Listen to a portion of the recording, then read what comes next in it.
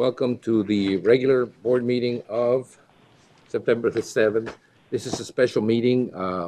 The regular meeting fell on a holiday, so we moved it to a Wednesday. Seems like everybody realized that because it seems to be pretty crowded. It's going to be a busy morning. We're also sitting as all special taxing districts, and I think we have Supervisor Pancrasi on the phone. Is that correct? Supervisor Pancrasi, are you on the phone? Yes, I'm there. I had to get you off of mute. Yes, I am here. Oh, okay. That's weird. Is there a button I can push here, or is there something I can do? All right. Oh, yeah, So thanks. this, Okay, I'm going to go on mute. all right. Bye. Okay. This is a call to order, and first item in the agenda is the Pledge of Allegiance, and we'll have Supervisor Lyons the Pledge of Allegiance. Please join me in the pledge. I pledge allegiance to the flag of the United States of America and to the republic for which it stands, one nation, under God, indivisible, with liberty and justice for all. We wanted to make sure that she was actually on the phone. The next item is call to the public. Call to the public is held for the public's benefit to allow individuals to address issues within the board's jurisdiction. Board members may not discuss items that are not specifically identified on the agenda. Therefore, pursuant to Arizona revised statutes, action taken as a result of public comment will be limited to directing staff to study the matter, responding to criticism, or scheduling the matter for further discussion and a decision at a future date. Public comments may be made in person or submitted by email at publiccomment@yumacountyaz.gov. The email forms of public comment will be accepted until 8 a.m. the morning of the meeting. All public comments will be read aloud during the Yuma County Board of Supervisors meeting that starts at 9 a.m.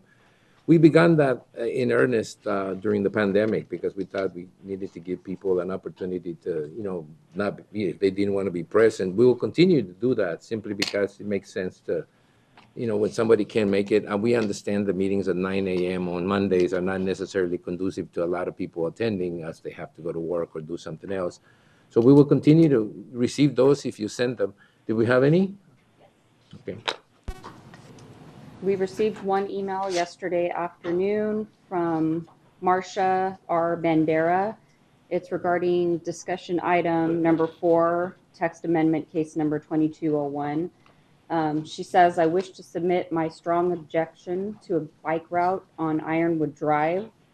The road service of both Ironwood and Camino del Diablo are in state of advanced deterioration. I believe the last time any major expenditure was made in this area was around 2007. I have also observed that bicyclists are not very amenable to sharing the road or roadside with joggers and walkers. I myself have had several close encounters as I was walking on the edge of this roadway. In addition, she asks if you do approve a bike route on Ironwood, how will the rules for sharing and safety of all users be determined?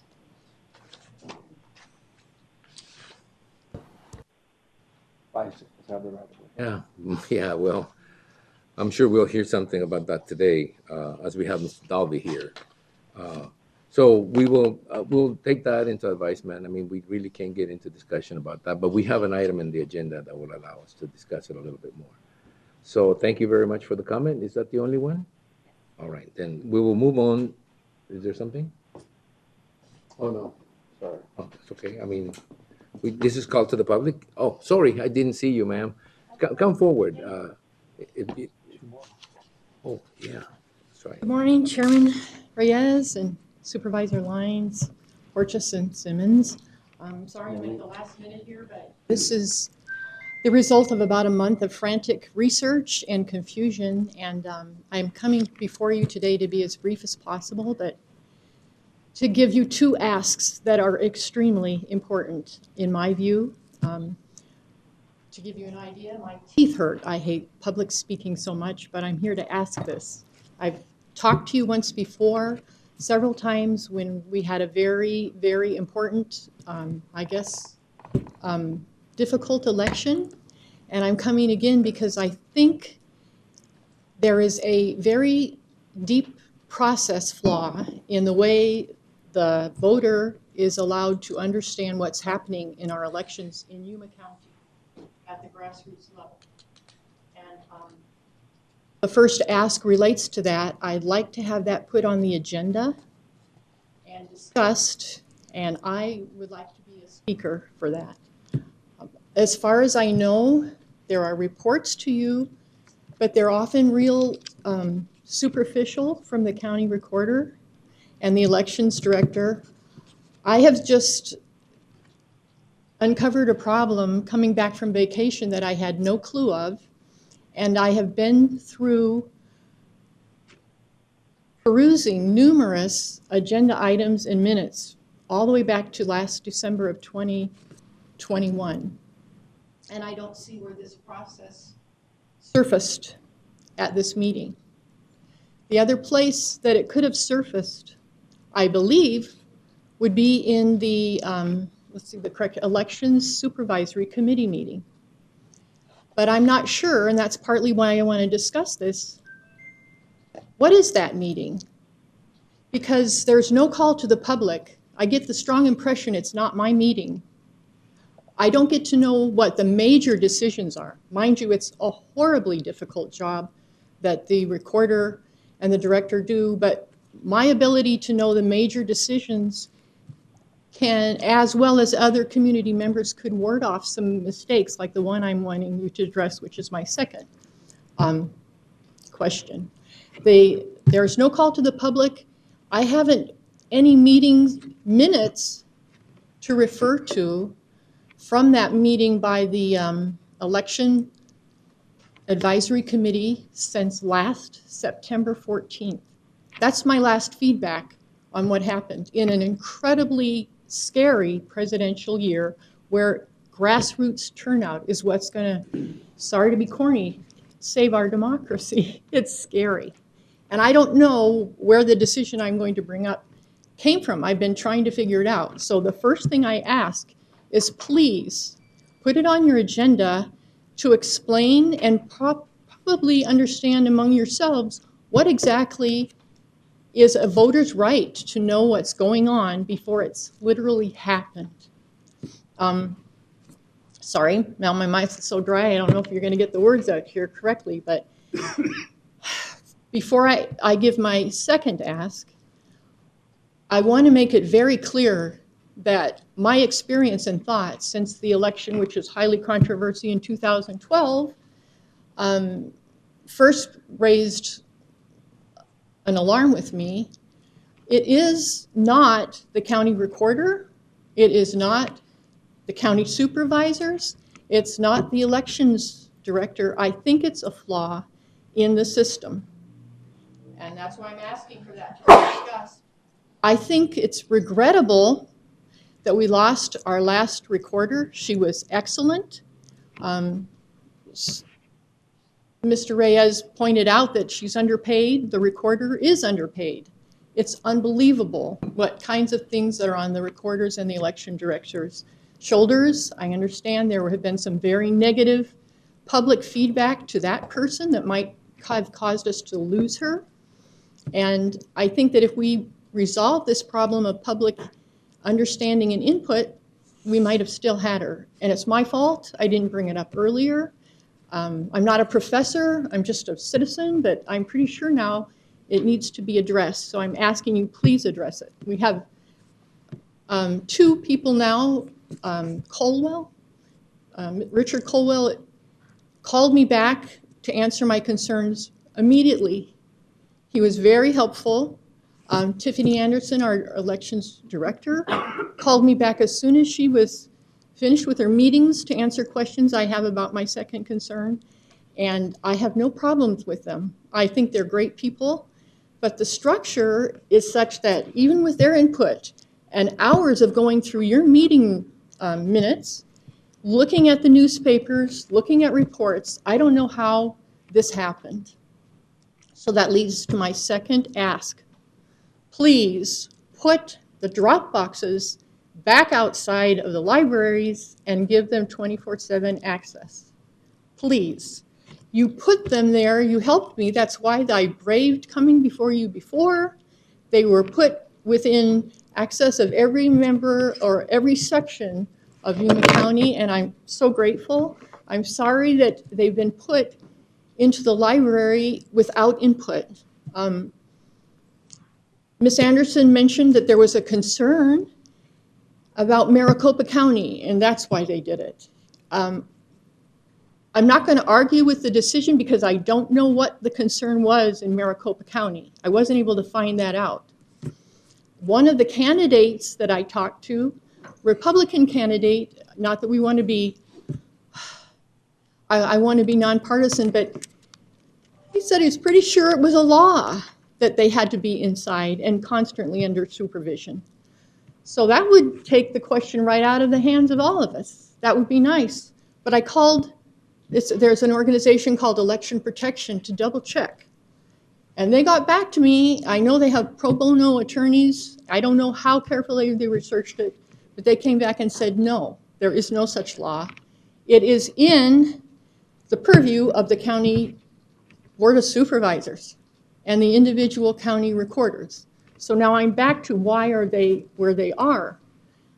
Locked away with complex schedules for when the library is open, and no information for the public when you go to the SKU or the website as to when those hours are open. We're just no sign. I checked at Main Library to let voters know what's going on. Just, oh, where's the box that we're all used to? What's going to happen with the new voters that show up? It's a drop that's regrettable, and it's extremely important at this kind of intensity in our election. So I'm not sure. I'm going to present my information. I've been, again, looking for a month and compiling information and trying to figure out what's going on. I know Mr. Porteous, I think, and Mr. Simmons will be at the county election meeting. I hope that maybe some of my questions can be gone through carefully. I don't even know if I will again be asked to present because I don't know if that meeting is even a public meeting. There's no call to the board, the public, and the minutes are not printed. It's been a year. For heaven's sakes, it can't be a public meeting without printing the minutes. So my fault for not bringing it up. Can we get to the bottom of it? Maybe the two of you will remember some of what I've said. I would also strongly ask that Mr. Reyes, Mr. Lyons, and Ms. Pancrazi, if you're able to attend that meeting, just as a voter, not on the board, and see how it feels and see how you get your questions asked. They were very nice to me when I went before, but it was after the whole meeting was over, and Ms. Thorpe very kindly said, did you want to say something? I was the only person at the meeting. Not a big surprise because it's really not a voters meeting. I don't think I was even supposed to be there. I don't know. I just want that cleared up. Where can I be to know the answer to those things? So please put it on the agenda for the next meeting. If not, being put on the agenda for the advisory meeting to put those drop boxes back outside.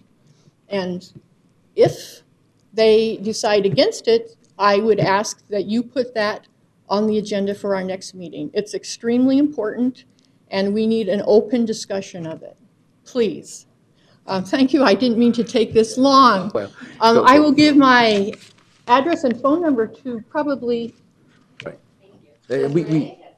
I would appreciate it if, quite frankly, you could each give me a little text or an email. When I spoke to you before about drop boxes, it was 8 weeks with no information, and I spent hours trying to figure out what to do, and I am so grateful to the recorder and the Board of Supervisors that it was fixed, but it was very harrowing. I think I got even more gray hairs than I'd ever had before in that experience, and this is very pertinent. I hope I've made it clear, and I don't want to continue, but I think you made your point. Yes, thank you. Please contact me. I'm a voter, and it's very hard to know what's going on. Got it. And I think that the recorder's here, Richard's here, and I think we can't really get into details. This is Right. not in the agenda, so we can't get into discussion. Suffice it to say that that meeting The reason there's two supervisors there is not to make it a public meeting, because otherwise we'd have to post it, we have to do a lot of stuff, and it's not intended to keep the voters out of the process. It was intended for something else, and we'll put it in the agenda to have briefly discuss it. I don't think we can discuss it in public, but suffice it to say that Richard and the recorder have already been made aware that that was an issue during the last election, and they have made a commitment to fix it. So I think Richard is the right person to be talking to at this time, or, the Oh, Ms. director. At this time. Well, leaving it in the hands of the recorder was a decision that was made by the supervisors. And, the recorder being put under the election director being put under the recorder was a decision we made to try to keep politics out of it. And I think that in some ways it worked, but in other ways it may be a little difficult to deal with these things unless we put it in the agenda. So we'll do that. We'll put it in the agenda. We'll have a discussion on it, okay? That will be public, and we'll try to make that public enough so people can participate on it. I know I'm not supposed to discuss, but may I have clarification on what you said? You're saying that the election supervisory committee is not Public a body. public meeting? No. Well, not a So- public meeting of the board of supervisors. If any one of us shows up, then it has to be changed. It has to be posted. It has to be. The four of you showed up, it would become a public meeting? Three Even of if us you show were up, in it the will become a audience? public meeting. Three of us. A public meeting, yes. It is? With two of you members? Yeah, it's always been posted and it's always. Sorry, I thought it was- been a public meeting. For us, Asking for clarification on all of this, because and the fact that there are no minutes if it's a posted public meeting, I just want to know what's going on before final decisions are made. I think, and if I'm allowed to speak there, I evidently not, or maybe, I don't know if it's the recorder's in charge of the director, or it flips back and forth almost. yeah, got it. So I just need to know that both of these things are discussed, and I would appreciate, I will attend that meeting, whether I'm allowed to speak or not, and have my papers ready.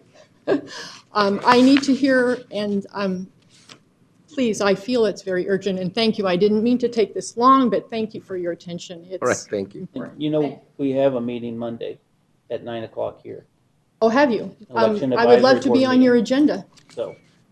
just to If let any you of know. you would want to do that, and I hope to hear from you, or see me on the agenda or the topic, I'd appreciate it. Thank you, Mr. Simmons. All right. Thanks again. Okay, thank you. Anyone else? Right, we'll move on then to presentations, proclamations, and appointments, where in this segment of the agenda, board members may discuss the presentations and proclamations and may announce appointments to the Yuma County Planning and Zoning Commission and the Yuma County Board of Adjustment. No legal action will be taken.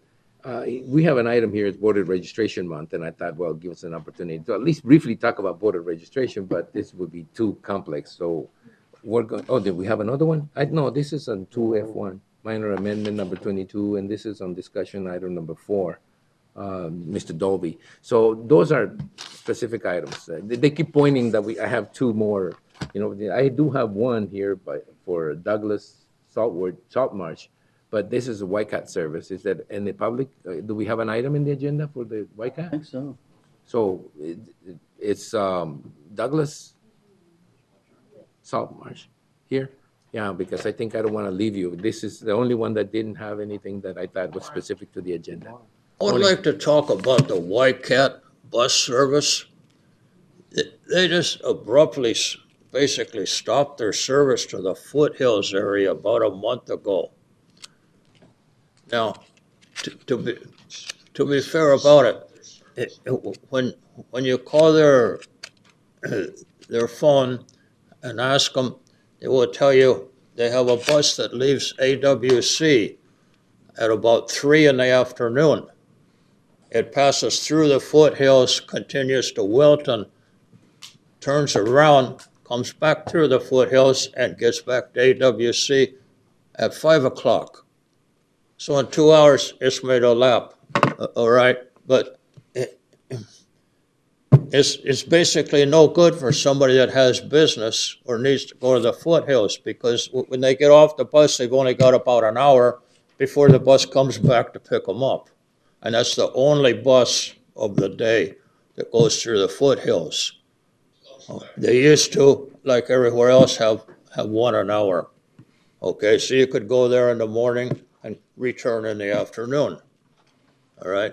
Now, if by their very name, they're the Yuma County Transportation, first of all, what gives them the right to just drop an area the size of the foothills and the people there and say, we're not going to serve you any longer? To me, that's a violation of their contract. They should be replaced if they're not going to give the service. I'm sure the people in the foothills are paying their taxes. They should get the benefit like everybody else has of the bus service. Now, if they say they're short on money, well, why did they just stop in the foothills? Why didn't they stop, example, one bus on each one of their other routes a day? So everybody got a little bit of pain. Okay? And the other thing is, it seems like all they have is these great big buses. If you check them, I know they have black windows, you can't see in them, but if you ride on them, you will see that they're never full. They could use a bus about half the size, and in some cases, they could use probably a 3-seat van, something like Saguaro Transportation uses for the amount of riders they have. They don't need them big buses. Okay? So to me, that's a poor management.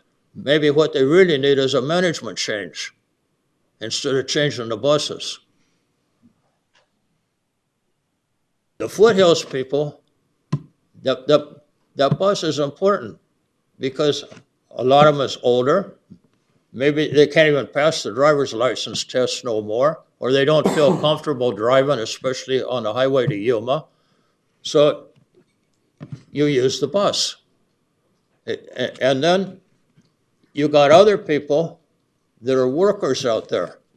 They come, for example, from South County, and they travel to the foothills every day in the morning and back in the afternoon. They're housekeepers, they're caretakers, whatever. Most of them are middle-aged females. They don't have the income to buy a car, put gas in the tank. But they're needed out there. It gives them a job, and it serves the older people in the foothills. The bus service is very important for the foothills.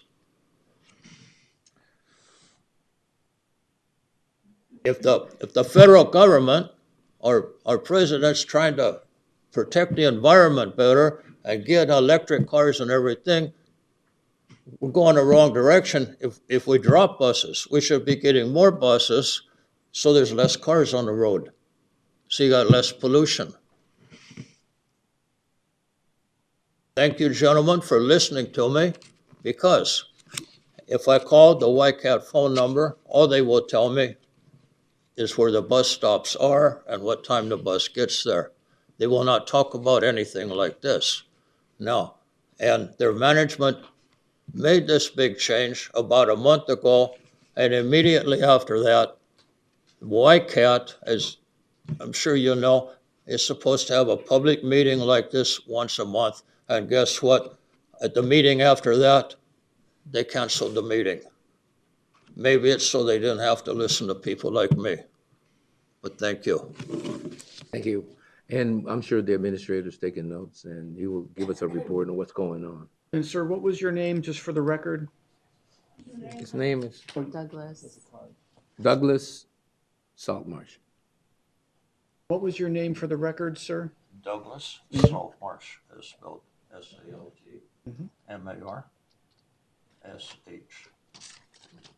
Very good, thank you. Yes, sir. Thank you, Mr. Saltmarsh. Anybody else? All right, well then we'll move on then to presentations, proclamations, and appointments. And during this segment of the agenda, board members may discuss the presentations and proclamations and may announce appointments to the Yuma County Planning and Zoning Commission and the Yuma County Board of Adjustments. There will be no legal action taken on any of these items. Most of them are just proclamations in a presentation. Does any member want to make any appointments? Do they need to make any appointments? No. Are you still there, Supervisor Pancrasi? She must be. Yes, I'm still here, Tony. All right, we'll move on then to our first proclamation, and this is proclaiming the month of September 2022 as Library Card Sign-Up Month in Yuma County, and I think Supervisor Lyons will do us the honor. Absolutely. Do you have your library card, Mr. Chairman? Somewhere, Just making sure. somewhere in my possession, but I don't have enough wisdom as to bring it to It's this in the meeting. library. It's a library. Okay, proclamation You have one. proclaiming the month of September 2022 as Library Card Sign-Up Month in Yuma County. Whereas libraries and librarians play a crucial role in development of children, and libraries provide a learning environment that fosters joyful exploration, encouraging students to research subjects that they are genuinely curious about. And whereas libraries create welcoming and inclusive spaces for people of all backgrounds to learn together and engage with one another. And libraries provide a variety of books and resources to serve everyone in the community, making knowledge and ideas available so that people have the freedom to choose what to read. And a library card empowers all people to pursue their dreams, explore new passions and interests, and find their voice. Therefore, the Yuma County Board of Supervisors proclaim the month of September 2022 to be Library Card Sign-Up Month. And we encourage everyone to sign up for their own library card today. That's why I asked you if you had one, Mr. Chairman. Well, you made it so, that's why, you have to have a card now. But Sarah Wisdom is here. They provide us with some wisdom of the library system. So Sarah, Chairman, I am going to assign this card to you, so you will always know where it is. I feel a little weird showing up at the county library in San Luis with that card, but. So you can't lose it, but I know you have one. I know you all have one, and thank you so much for your continued support. It's always a pleasure to come and see you during the month of September, and whenever I send the information about requesting the proclamation, the response is always enthusiastic. Oh, it's Library Card Sign-Up Month, so we know you love us and we appreciate it. Thank you so much We'll for your give you the support. Proclamation, so you can put it out there, okay?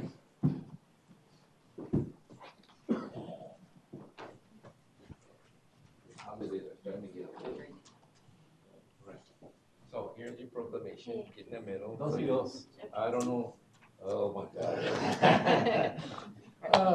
Supervisor Vice we're honoring your presence here, but.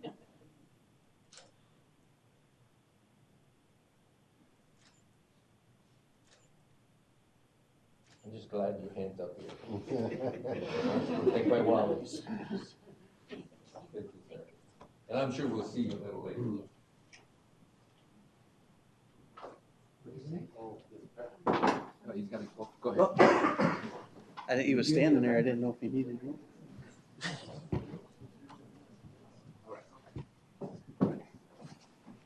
All right, so we're gonna move on to the next proclamation. And the next proclamation is where we proclaim September 2022 as Voter Registration Month in Yuma County. And that will be read by Supervisor Porches, who just happens to be a member of that committee. Are you registered to vote? I am registered. I have my registration card in my wallet now. Can't see it anymore. You can't make it, but. Proclaiming September 2022 as Voter Registration Month in Yuma County. Whereas September 2022 marks the 10th anniversary of National Voter Registration Day, a nonpartisan civic holiday celebrating our democracy, and whereas county voter registration and election officials seek to create broad awareness of voter registration opportunities to reach voters who may not be registered or need to update their current registration information, and whereas the Yuma County Board of Supervisors, in partnership with the Yuma County Recorder, wish to support voter education and promote the importance of voter registration and citizen engagement within our communities. And whereas National Voter Registration Day has been endorsed by the National Association of Secretaries of State, the National Association of State Election Directors, the U.S. Election Assistance Commission, and the National Association of Election Officials. And whereas Yuma County Voter Registration Month is a time to set aside to celebrate democracy and remind all citizens of the availability of services provided by Yuma County and trusted partners to register voters, update voter information, and provide information related to the electoral process. The Yuma County Board of Supervisors proclaimed September 2022 to be Voter Registration Month in Yuma County. And Mr. Chair, I just say, you know, the recorder and the elections department have done a great job reaching out to the schools, to different parts of the communities, and educating the voters and people that are not registered to vote, but helping them to get registered. So they've done a great job.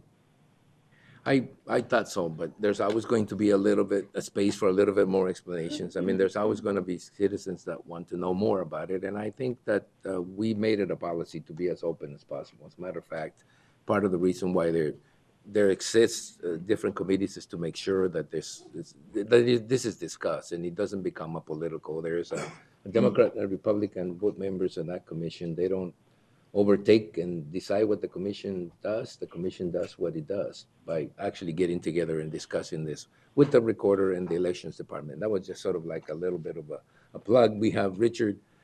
Richard, I'm not used to your last names yet. So. Caldwell. You Caldwell. can call me Rick. Yeah, Richard Caldwell, who is the county recorder. He's been appointed the county recorder recently, and I hate to say this, but I like you already, so it's just too bad because I didn't want to say that openly, you know, and then, you know, then you have to deal with that. But anyway, we passed this because we feel it's really important. Do you want to say a few words before we give you the proclamation? I don't want to say much except that we encourage you to register to vote, because obviously if you're not registered, you can't vote. I have the women from the recorder's office who are basically responsible for all aspects of voter registration. And I don't know if they just want to come up and just introduce themselves, just say your name. No? Come on. Help me, I'm drowning. Come up so we know your face. You know, we're going to give you. They're responsible for voter registration from the beginning to the end, and Who's they're Leticia? extremely helpful. There you go. Letty. Okay. I know that name. That's all I had to say. All right. Well, come up front so we can give you the proclamation. And again, Bring the what team. we're trying to do is emphasize just how important it is to vote. And I think the lady before Let's go to the made middle. it a long presentation. Maybe we should just turn around and take a picture of the round. I mean, in the middle.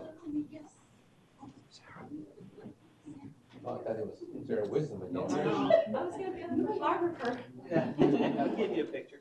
This song is doing damage to one.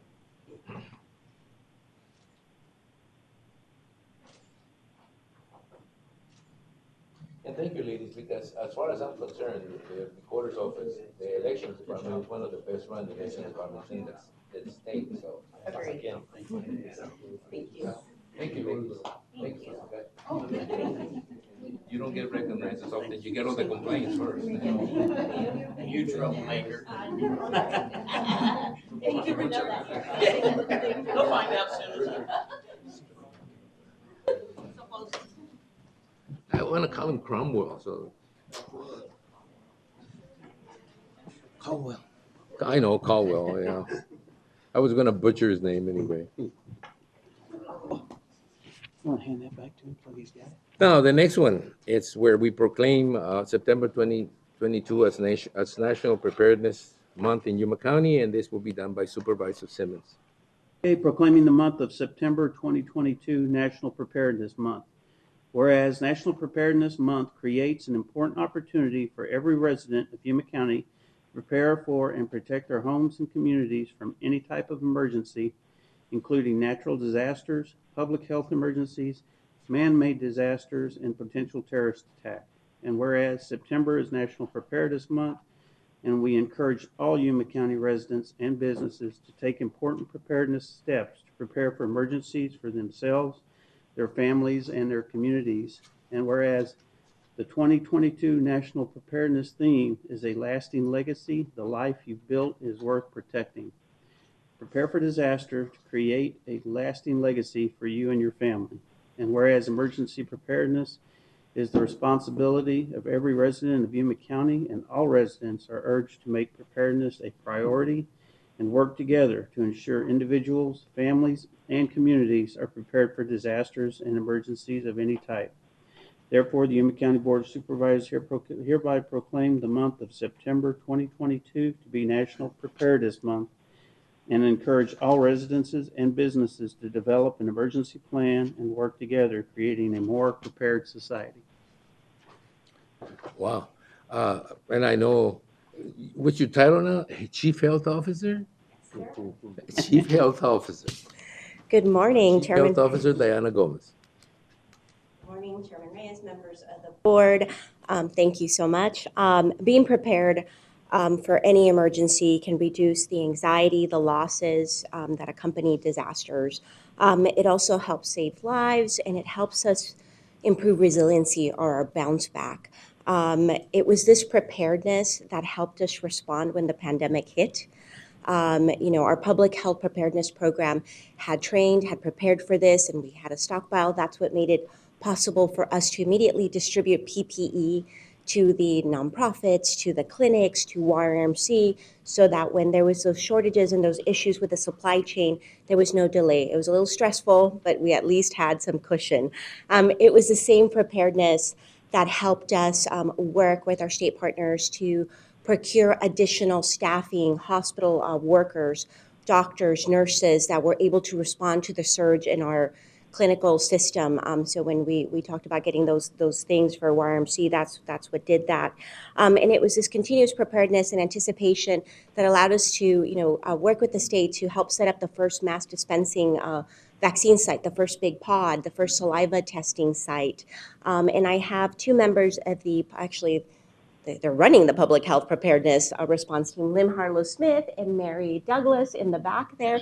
And these ladies are the ladies that help coordinate all that and continue to do that today. They help, we're still giving out PPE, the testing kits, the free testing kits, all that stuff, setting up the schools, helping them get licenses so they can do in-school testing. It's a lot of work, but I'm really proud of all the amazing work that they do. It's an important job, and it's always behind the scenes. You guys are used to seeing our clinical staff, which is our nurses out in the vaccination clinics, but these ladies make the magic happen behind the scenes and make sure that all our partners have the supplies they need to do what they need So to would do. you please stand forward, including Maria Nunez, who I see in the corner there, trying to hide, so we can give you your proclamation. Trying to hide back there. Good morning.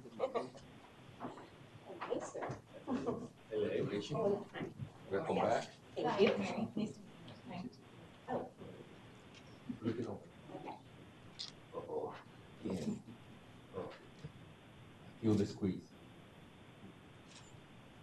Thank you. Thank you for everything you guys do. Thank you so much. Hi, thank you. Hi, thank you. Thank you so much.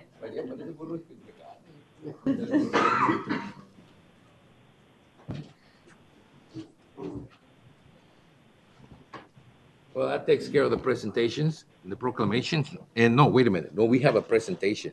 We have the presentation of the county line by the Yuma County Government Channel. Kevin is somewhere out there. Oh, there he is in the corner. So we have that presentation now. Emergency Management hosts a mass casualty tabletop exercise with county employees and outside agencies. Our sheriff's office put together a trash cleanup with Yuma Catholic High School students.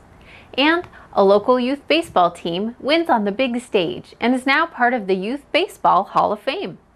These stories and more, this is your County Line.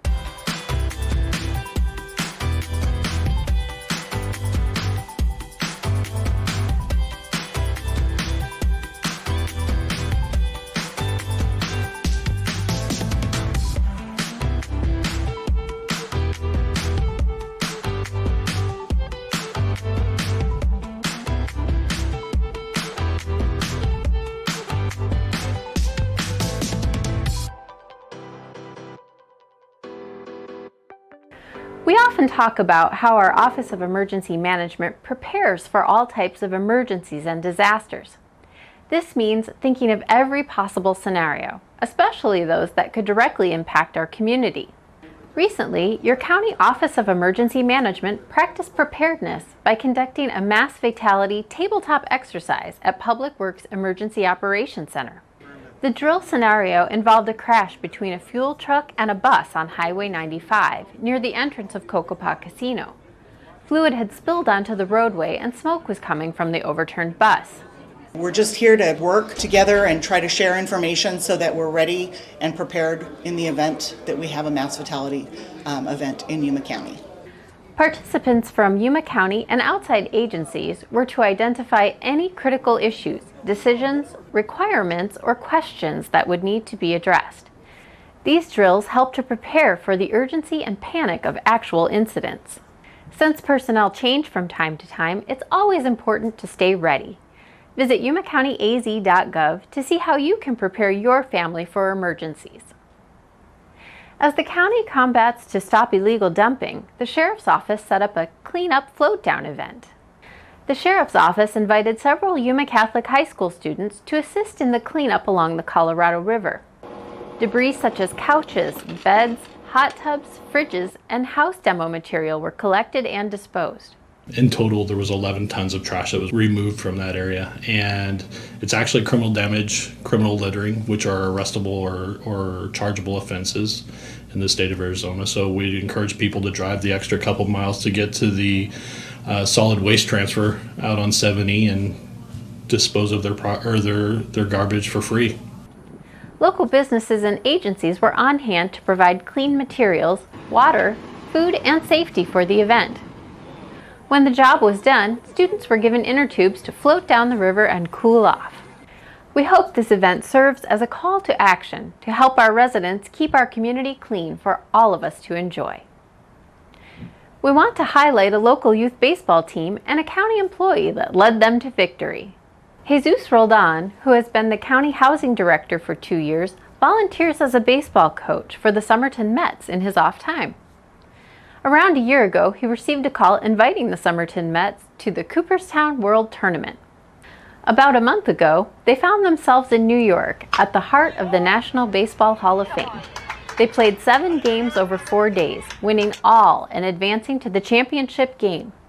On day 5, they faced off against Georgia and claimed victory in a 2-1 win to become champions and be part of the Youth Baseball Hall of Fame. I think this is something that is going to open the doors also to other teams here locally, that they, just to see that there's opportunities out there, that, don't be afraid of taking the chance, taking the opportunity to go over there and just, have fun at the same time, but at the same time participate and prepare for that, This kid's prepared mentally and physically, and I think it helped us to win that tournament and have a memory for life, for these kids. Congratulations to the Somerton Mets and Jesus Roldan for a job well done. Hi, I'm Mary, and this is your Health Watch.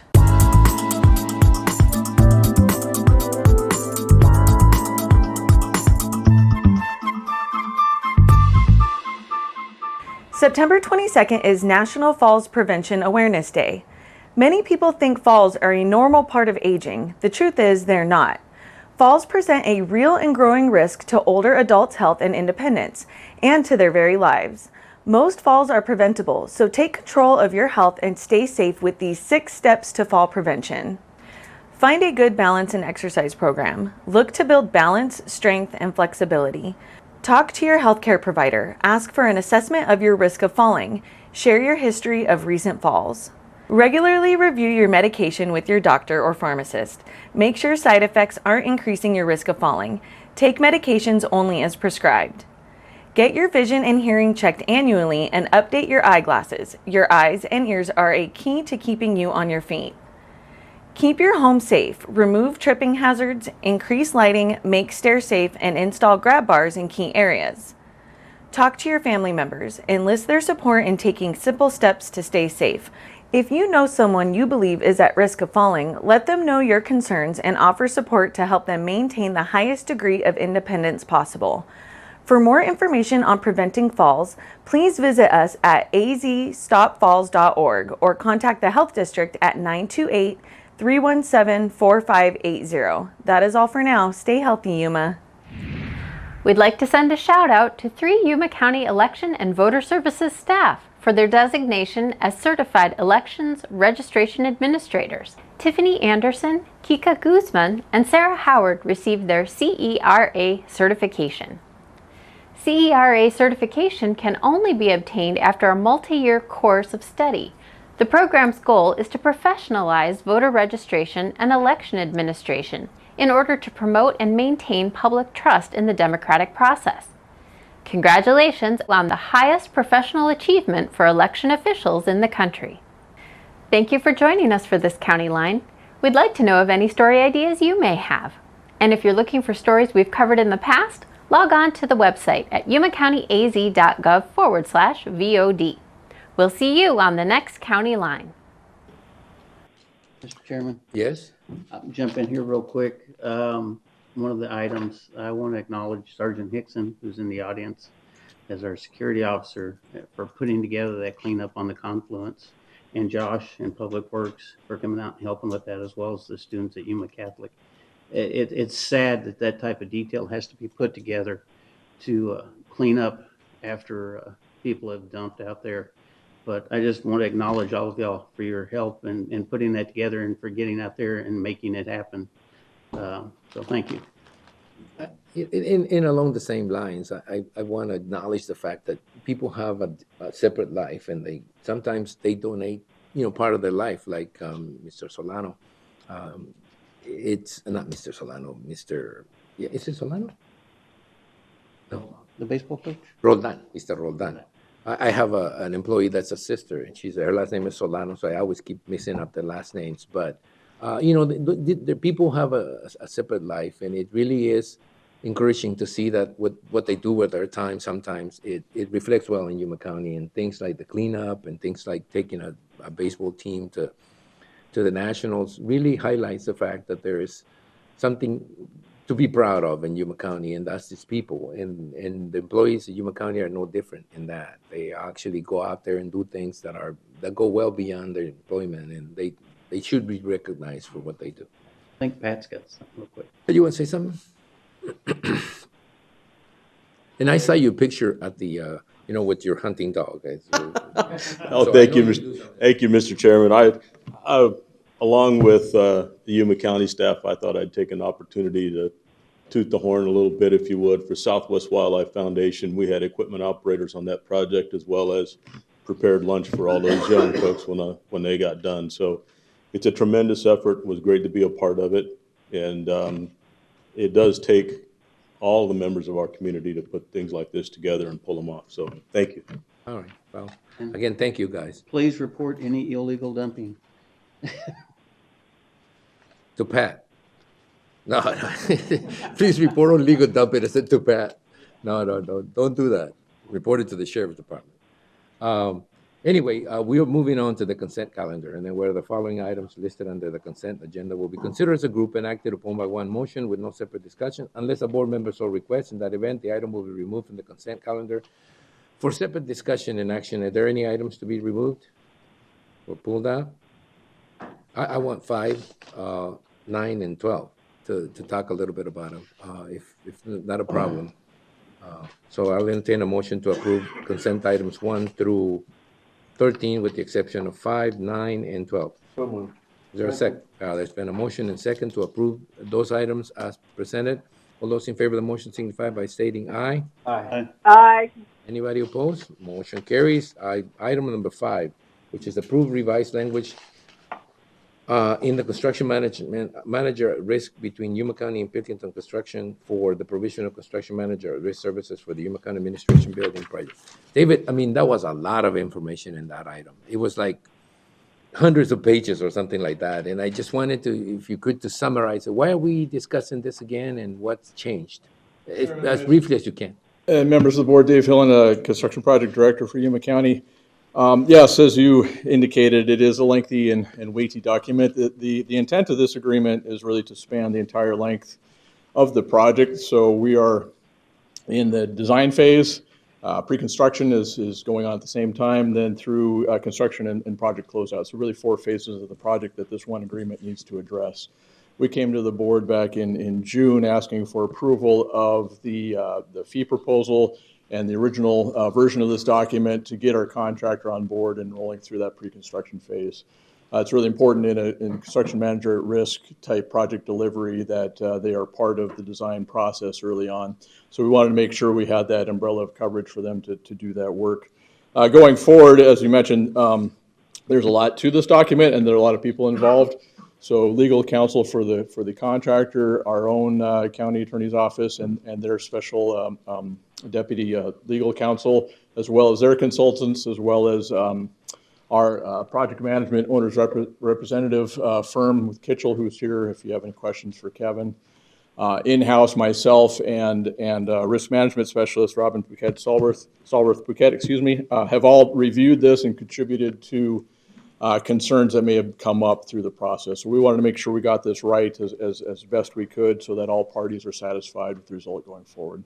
So typically a lot of the detail that needed to be worked out was how overhead profit general conditions worked, how the builder's fee was applied to those things, how sales tax was applied to those things. And in some cases, there were issues that we wanted to address in order to make the project more open for more sub-trades to be able to participate. So things such as the subcontractor insurance requirements were adjusted so that we can encourage more competition, get more local support, people contributing to the project, things such as that. So the limits as they were previously were likely going to prohibit some firms from being able to participate. So in the end, after however many months it's been, how many weeks, and probably a dozen different people looking and providing input, we feel like we have the document now that will carry us through the rest of the project. We will be back to the board with what will be considered an amendment to this agreement. That'll be the first GMP package, which is probably going to come to you the first week of November, the first board meeting of November, I mean. That'll get us into the demolition and make-ready package, so we can start demolishing the buildings across the way. And then once again, likely in February of next year with the full construction GMP proposal. So those will all be attached as an exhibit to this document. Hopefully no further language in the document itself will require any further changes. I'm looking forward to seeing the building up. A number of us are. We're excited. And Mr. Chairman, if I might, I've asked Dave to give an update to the board at the October 17th meeting on where they are with the project and milestones and how things are looking. All right. Well, I'm looking forward to it. I mean, this was a lengthy. I know this is like a prime government project, right? If 12 people look at it before, they decided. And look, I understand that. I've been around long enough to know that projects take years. Even in a project this magnitude will take a long time. Just wanted to see it during my time sometime. It's coming. It's coming. All right.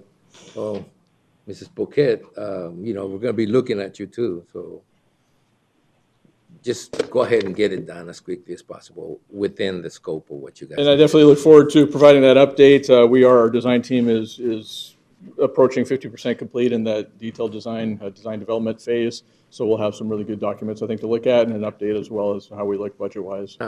We approved 3 or 4 different projects, if I remember correctly. We approved the bonds for 3 or 4 different projects. The one was the health department, and the other one was a building for, I think, a U of A, and I think there was an IT building that we discussed. Are those coming up anywhere? So as part of the regular updates, we've expanded the role of our steering committee the steering committee of which Supervisor Porteous, Supervisor Simmons are a part of, to look at not just the administration building project, but the collective construction program with all those projects that you just mentioned and additional.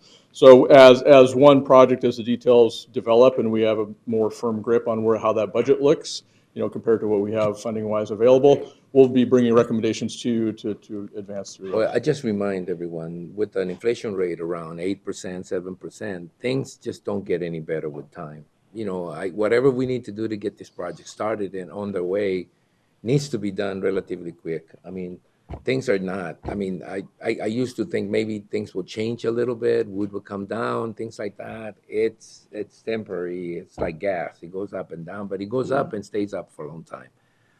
Those projects need to be ongoing as soon as possible because we need to get them done as soon as possible. If we want to get them done within the scope of what we're talking about, We need to get them done. I'm probably gonna have to take Supervisor Porches away from that because he's thinking about some summertime projects to include in that. You know, he's been sort of hinting at it. So, you know, just got to get going with them. Absolutely. Right? Top of the list. I understand. I understand. I wanted to appoint someone else to that team, but all right. Thank you, David, for the update. I just kind of to get a sense of what was going on and get a timeline, and I think you've done so. That's so far. Thank you. Any other questions? If not, I'll understand a motion to approve as presented. Motion to approve.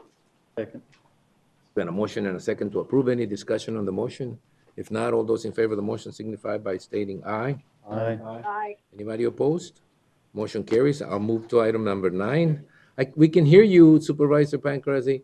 You know, we can hear you. Oh, I'm so glad. Okay.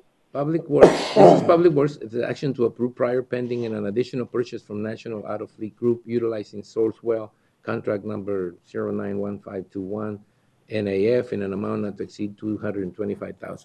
Let me begin by telling you, I don't like buying anything from California, especially if you could get it here. But I know you guys tried to get the local people to bid on these vehicles, and you haven't been, let's say, quite successful on it. Now, my question, when I look at this, when I look at the item and I look at the savings, the total savings of 3.676, for example, on one of them, just the Bolt, the one vehicle, you know, the taxes on them are like 2,500. Well, it must be what? It's 8.4% or something like that. Now, are we really saving any money by buying them out of California if we had to pay taxes that we could be, you know, sort of paying to the state of Arizona, or is it just sort of like we have to do this because it's the lowest bid? In other words, are we forced to buy it from California even though the savings may not be that great? I mean, a 3% saving looks good, but when you pay 8% in taxes, it just doesn't look that good. I mean, you're paying them to California. Mr. Chairman, members of the board, Josh Scott, Public Works Director. This item includes several vehicles from last fiscal year. Like one of the Ford Transits, for instance, that was awarded to Alexander Ford here locally. Ford canceled that build on them. They will have to reorder that vehicle, which puts it 9 months out and another additional $10,000 over what they priced it out at last fiscal year. So we're struggling in the market right now, trying to find vehicles, acquire vehicles. National Auto Fleet Group is one of the few on a purchasing cooperative that's honoring their contract prices. Most of the dealers are heavy in the retail market, and we can't really afford to pay retail at this point. The other thing we're finding is that there's not a lot of the typical government trim lines being built. They're going into the higher level trim lines. That's where the profit margins are. So we're shaking the trees. We're trying to find vehicles wherever we can. Recently, we've purchased locally from Hyundai here in Yuma. We've purchased several sedans from them. When builds get canceled, we're doing the best we can. We just took delivery of another 3 Malibus last week from Midway, who was awarded the contract 2 fiscal years ago. So we're trying to get these vehicles in. We're doing the best we can with some departments as well. The assessor's office has been in dire need of some vehicles. They've had a couple that have been parked for roughly a year now. And so we're doing our best. So, and I wanted to get a better sense of why we're doing it, because if we're trying to basically support the local, dealers here, when they can't do it, they can't do it. When it's a supply issue, it's a supply issue. When it's a timing issue, it's a timing issue. It isn't so much the savings. I think the savings are okay, but you understand where I'm coming from. If we give it to a local dealer and he can't meet it and he has to go back a year, I can understand why, we just look at the second best option. In this particular case, I think most of the time in these cases, it's just that it's the second best option other than a local one, because a local one just can't deliver the product. In this case, that's correct, Mr. Chairman. And I'll put a plug in. Our current bid for this fiscal year is out on the street, so the local dealers will have an opportunity to bid on that package as well. I just wanted to get that guilt feeling off my chest, right? So understood. Got it. Thank you, Scott. Is there any comments or any questions? Make a motion to approve.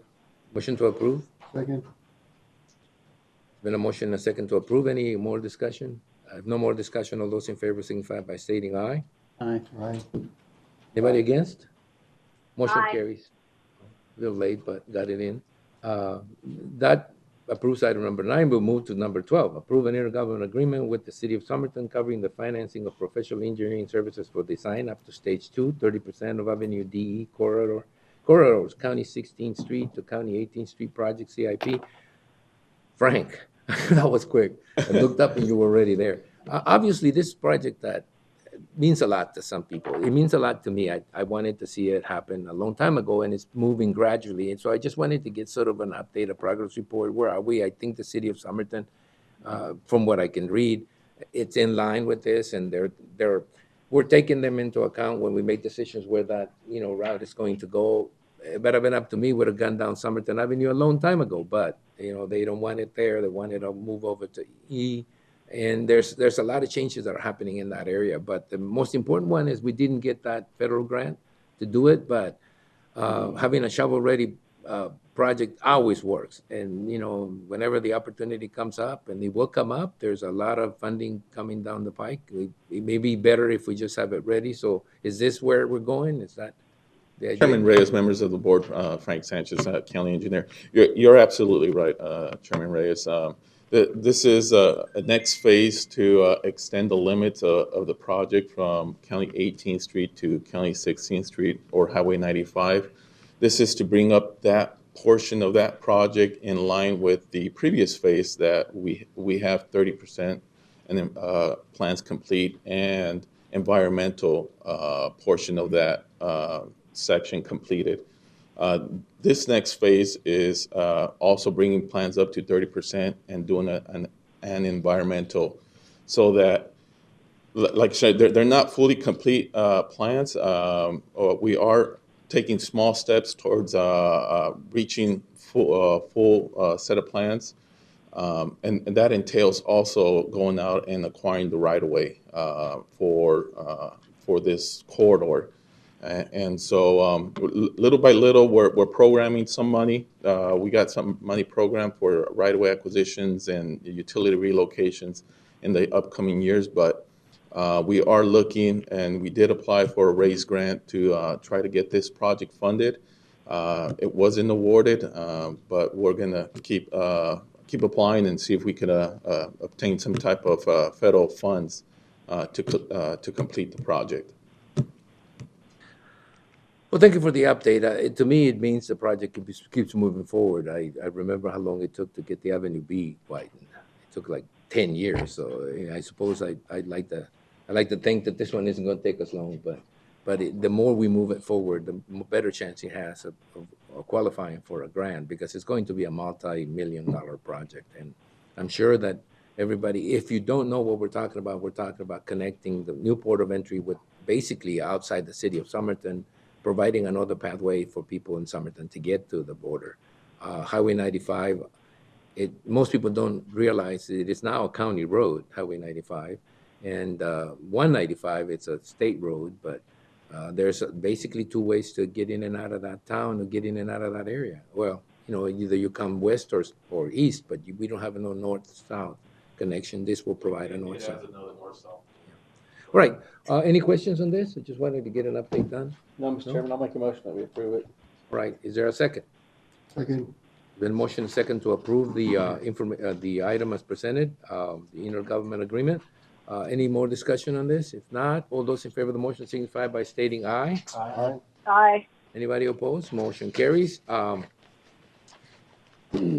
We will move into the, we'll give time for people to leave, and then we'll move into the next item on discussion. Fine, go. You stayed. Yeah. We didn't want to talk to them anyway. It's only been an hour, guys. It may seem longer, but it's only been an hour. All right. Yeah, I know. Discussion and action items. The board will open each of the following items separately for discussion and action as appropriate. County Administration, Public Health Services, Emergency Management, discussion and possible action regarding updates on contagious infectious disease issues and activities to include a discussion of events and activities that involve or affect county health and emergency management. the current health director. I'll take it. Diana Gomez will give us an update. Diana, before you begin, let me tell you, the item, it's been discussed whether we need to keep this item in the agenda and bring you guys out, from the county health department to give us a report on basically emergency preparedness and basically where you are at the health department and dealing with some of these issues that are coming up. There's been some discussion, at least internally, between the administrator and myself, whether the item needs to be in the agenda all the time. I happen to believe that it's an opportunity to let the public know what the department is doing, and it's also an opportunity for us not to call you in when we have an emergency. You're normally here. And I know the emergency preparedness issues are more like issues of the moment. They're circumstantial issues, so they may not feel like they have to be here reporting and there's no emergency. But the fact of the matter is, when emergencies do happen, it's better to have a system in place. And as far as we can tell, this has been a system where we let people know what the department is doing and take the opportunity to do so today. Excellent. Thank you. Happy to be here. Chairman Reyes, members of the board. So I'll start because we were talking about preparedness in September being Preparedness Month. You saw a clip of the video earlier, and that was a big event that was actually put on by our public health preparedness team. So Marion and Lynn, who are back there. And it was a really big event. We were really fortunate that the community that we have was incredibly responsive. Because an emergency like that, usually because of our location, is multi-jurisdictional, we had great representation, particularly from law enforcement. We had local, state, our sheriff's office. We had federal representatives there. We had people from nonprofits that normally provide aid in the event of emergencies. We had our public works department, our risk management department, our communications department made these really cool videos for the training. So it was just a great event. It was one of those things, again, about being prepared, making sure that everybody knows everybody, makes those connections. So when unfortunately, or if unfortunately something like that happens, people know their role, their place, and they know who to reach out to so that we can respond quickly. Okay, moving on to vaccine news. I was here a while ago and I talked about monkeypox vaccine. And again, in the theme of preparedness, we don't have a case. There's actually 341 cases in Arizona. We don't have an active diagnosed case here in Yuma. But following the theme of preparedness, we were able to get a very small amount, I'm going to emphasize it again, a very small amount of monkeypox vaccine. Now, that is not something that's recommended for the general public. But we do have that vaccine available. It's intended for individuals with recent exposure to monkeypox who have not developed symptoms. Again, you should do it within 4 days of exposure. The criteria is very narrow. It's very specific. We're asking people that are interested to call our number 317-4540 for more information. They'll be transferred to one of our nurses or epidemiologists who will do a set of screening questions. And if eligible, they will make an appointment. It's a 2-dose series. And again, it's given to prevent. You can't take the vaccine after you've been exposed. So just wanted to let people know that. With anything else, again, in the theme of preparedness, it's important for people to know the facts so they can ask questions, get informed, learn information about how to prevent the onset of these illnesses and then identify the symptoms. In this case, monkeypox symptoms are like a lot of other symptoms of flu, fever, chills, headaches, fatigue, except there's that telltale rash. And again, identify that quickly so that if you do become exposed and develop symptoms, you can seek treatment with your healthcare provider. Now, in reference to our COVID numbers, our COVID positivity rate has been trending downward. We had a high earlier in July of 38, which means that lab-reported cases, not the test at home, but the lab cases, 38% were coming back positive in July. Now, as of this week, we're down to 12%, so it's a significant decline. Means we're moving in the right direction. Omicron variants continue to be prevalent. The BA4 variant accounts for 27% of our cases, and the BA5, which is slightly more contagious, accounts for 73% of all the cases in Yuma County. And that is important because the FDA just approved a new bivalent vaccine, which means this new mRNA vaccine is a vaccine that targets 2 different strains of the Omicron variant. So this vaccine protects against the original strain of COVID and also now includes the B4 or the BA4 and the BA5, which are the most prevalent. Again, 100% of our COVID cases in Yuma County are one of those 2 variants circulating. So that's approved. There's 2, the Moderna and the Pfizer, which were the original vaccines. The Moderna is approved for ages 18 and up, and the Pfizer is approved for ages 12 and up. Again, it's given as a single dose 2 months after the initial vaccine. So what we're recommending for boosters moving forward is this new bivalent vaccine. The original vaccine, we're no longer recommending for boosters. So this is, we're pending arrival of that vaccine, hopefully before the end of the week, and we'll start vaccinating. So the other thing is that we are getting flu vaccine. So just regular old flu. And so I just referenced the bivalent vaccines that target these 2 variants. I just want to remind people that's not new. Flu vaccine is actually quadrivalent, so it actually addresses 4 different strains. So I know that when we get new vaccine news, a lot of times it seems like that technology is new. It's not. Flu vaccine targets 4 different circulating or commonly circulating viruses. So that's available as well. And so again, I encourage people, if they have any questions, to go ahead and call the health department. We still have clinics. We're still going out to the outlying clinics. I believe we're going to San Luis tomorrow. Again, accessibility should not be an issue, so we make it a point to go out into the community. Again, if you need rapid tests, still available for free at any of your local library branches. So with that. Let me ask you a question. 1, the flu vaccine is available. Yes, sir. And the hybrid, I'll Yes. call it the hybrid booster is not yet. It's been approved. We're waiting for our shipment to arrive. If you want a vaccine for like shingles or one of the other vaccines that are like not tuberculosis, I think it's pulmonary something. Like pneumonia. Are they available on appointment or do they? Yes, we encourage people to call the health department just for availability.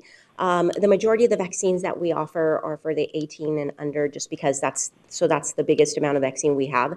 We do carry adult vaccine. We have a variety. You can log on our website and you can see. And yeah, you can call, make an appointment, and see what we have, and our staff would be happy to answer any questions for people. All right, so the only thing is for people to know, right? Yes. That the information's available. If you have any questions about any vaccine, any type, call the health department. They do have some and are available to make appointments and to be able to receive one. Yes. Right, any questions? Anything on an emergency management? Anything happening new? Oh, there he is in the back. All right. Thank you. Morning, Chairman of the Board, members of the board. Russ Hartley with Emergency Management. I'm here for Tony. I just want to echo what Director Gomez was saying. The exercise that was put on, it was put on by the staff of the FEP, which is Lynn Harlow Smith and Mary Douglas. They worked really hard on that exercise. It's about a 5-hour exercise that we did, and they've got a lot of, like, I'm not going to echo, say the same participants that Director Gomez said, with large participation from the community that came in together for that exercise, and it was pretty impressive. Yeah. And I want to mention that, and take the time to mention the fact that emergency preparedness is like, I don't know, like the arts, when things, people don't consider them essential because they just, when they happen, it's when people start to think about them. It's encouraging to me to see that there is a lot of preparedness. The word preparedness is really critical.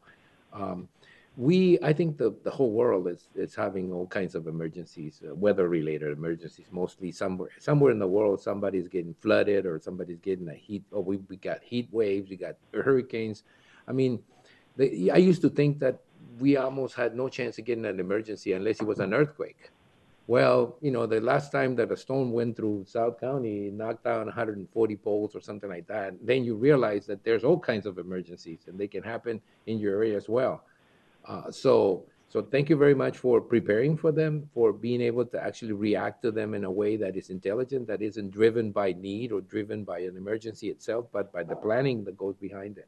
And with it being Preparedness Month, you got to prepare for yourself first before you start helping other people. So that's really important. Put the mask on first before you have to call. He travels too much. I can tell you on the already. Been to a plane me, too long. you. Oh, yeah. I put the mask on no matter what first.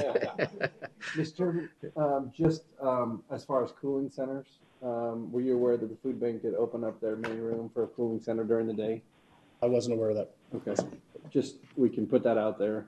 They've had a number of people who have stopped in to use it, but it's accessible for people during the day. Yeah, and it's getting, it used to be that by the middle of the month of September, you would have a cooling trend. I do not know whether there will be a cooling trend that is worth noticing. Still waiting on that, Chairman. Yeah, we're still waiting. So, guys, thank you very much for working on being prepared, and we appreciate it. I appreciate it. I think that it's the way to go. It's, if anything we've been taught by all this pandemics and all this stuff is that when you're not prepared for something, you fare much worse than when you are. So thank you very much for the efforts, and we'll continue, I hope, seeing them, and they will work in our benefit eventually. Hopefully not, but eventually they may. Thank you very much. It doesn't happen. All right, so anything else on the health management and emergency management? No, then we'll move to item number 2. I'm sorry, Lynn, I'm not giving you enough time to answer that, but, we're trying to move the meeting forward. The next one is discussion regarding the fiscal year 2021-2022 Community Development Block Grant Colonia Set-Aside application for the Yuma County Owner-Occupied Housing Rehab Program, and authorize staff to compile application documents and set a public hearing on September 19, 2022 at 9 a.m. to receive comments regarding the project application. Diana? Good morning, Mr. Chairman, members of the board, Diana Veloz with County Administration. Today I'm here to inform you that the Arizona Department of Housing has released a notice of funding for the Colonia Set-Aside funds. And staff has looked at the projects that were presented at the first public hearing, and we came to the conclusion that the strongest application would be to apply for owner-occupied housing to rehabilitate 5 homes. And we are asking for $500,000, and it is a competitive grant. Within the discussion, the set-aside, this is not dealing exactly with, Wall Lane and all the other colonias that all of a sudden have come up as possible participants in this process. Can you, I know you're talking about the owner-occupied housing set-aside. Was there any discussion about any other areas? At that first public hearing, we did discuss some Avenue B and C, but the Avenue B and C is, the Colonia Set-Aside is only for water, sewer, and housing. That's the only things we can apply for those. So everything that was brought up on the first public hearing did not qualify for this. Yeah, they already have the water and sewer issues resolved, or kind of resolved. Yeah, and this grant is due September 30th. That's the deadline. So we do have our environmental ready, all the requirements of that grant ready to go. So we feel like we have a strong application ready. So we do, you want us to set a public hearing for the 19th, basically, today. You don't, Yes, Mr. we don't need a decision, only to set the public hearing so that the decision can be taken. All right, so do I hear a motion to set the public hearing for September 19? I'll make that motion, Mr. Chairman. I'll second it. This is Lynn.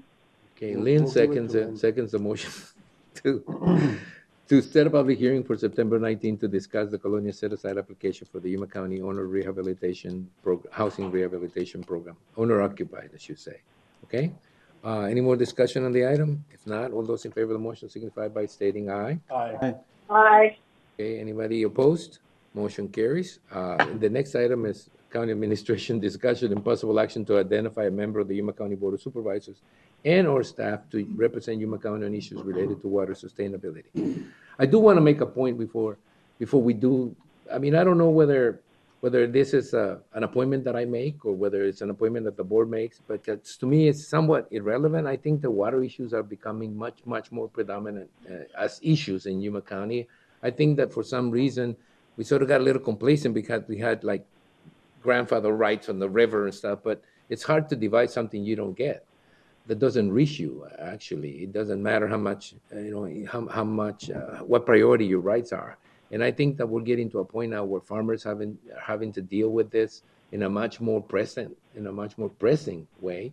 And haven't seen really Yuma County's presence in those type of, and we want to be supportive, but there may be some issues, federal issues that we may be able to tap into that farmers may need some coordination to do so. It's both a political and a real, I'm talking about a political environment and a real environment where some of this decision made at the federal level, it's going to have a very, very large impact in Yuma County. Yuma County's biggest industry is agriculture, and this is hitting really hard on that big industry. So I've been asked by a couple of board members to be the representative. I don't have a particular issue or problem with having more representation. Mr. Chair. Yes? Mr. Chair, I attended 2 water meetings. One was with the Imperial Valley Irrigation District, and their comment was, one of the comments was that county supervisors are going to have atomic wedges because of the amount of revenue that we're going to lose from not having enough water.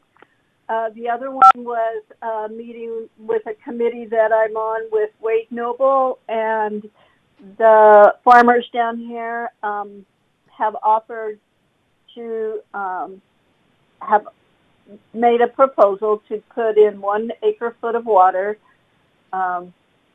Well, depending on how many acres they own or they farm, that they would give up 1 acre-foot of water, and whatever that agrees to, $1,500 for that acre or per acre-foot of water, and there hasn't been a decision made on that yet. But he wanted to make sure that it wasn't a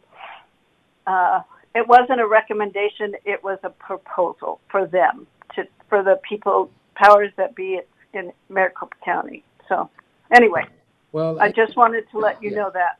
Yeah, and I wanted to make the point that in this particular environment where we actually have some, Democrats running something and some Republicans running something, it's probably one of those cases where I like to appoint at least 2, one from each of those sides to be present. I mean, look, I hope you don't step on each other's toes. I'd like to appoint Lynn Pancrasi and Jonathan Lyons to represent the board in issues. Now, there are different issues. Sometimes they're political issues. Sometimes they're local issues. I think Lynn has a pulse on a lot of the local farming issues.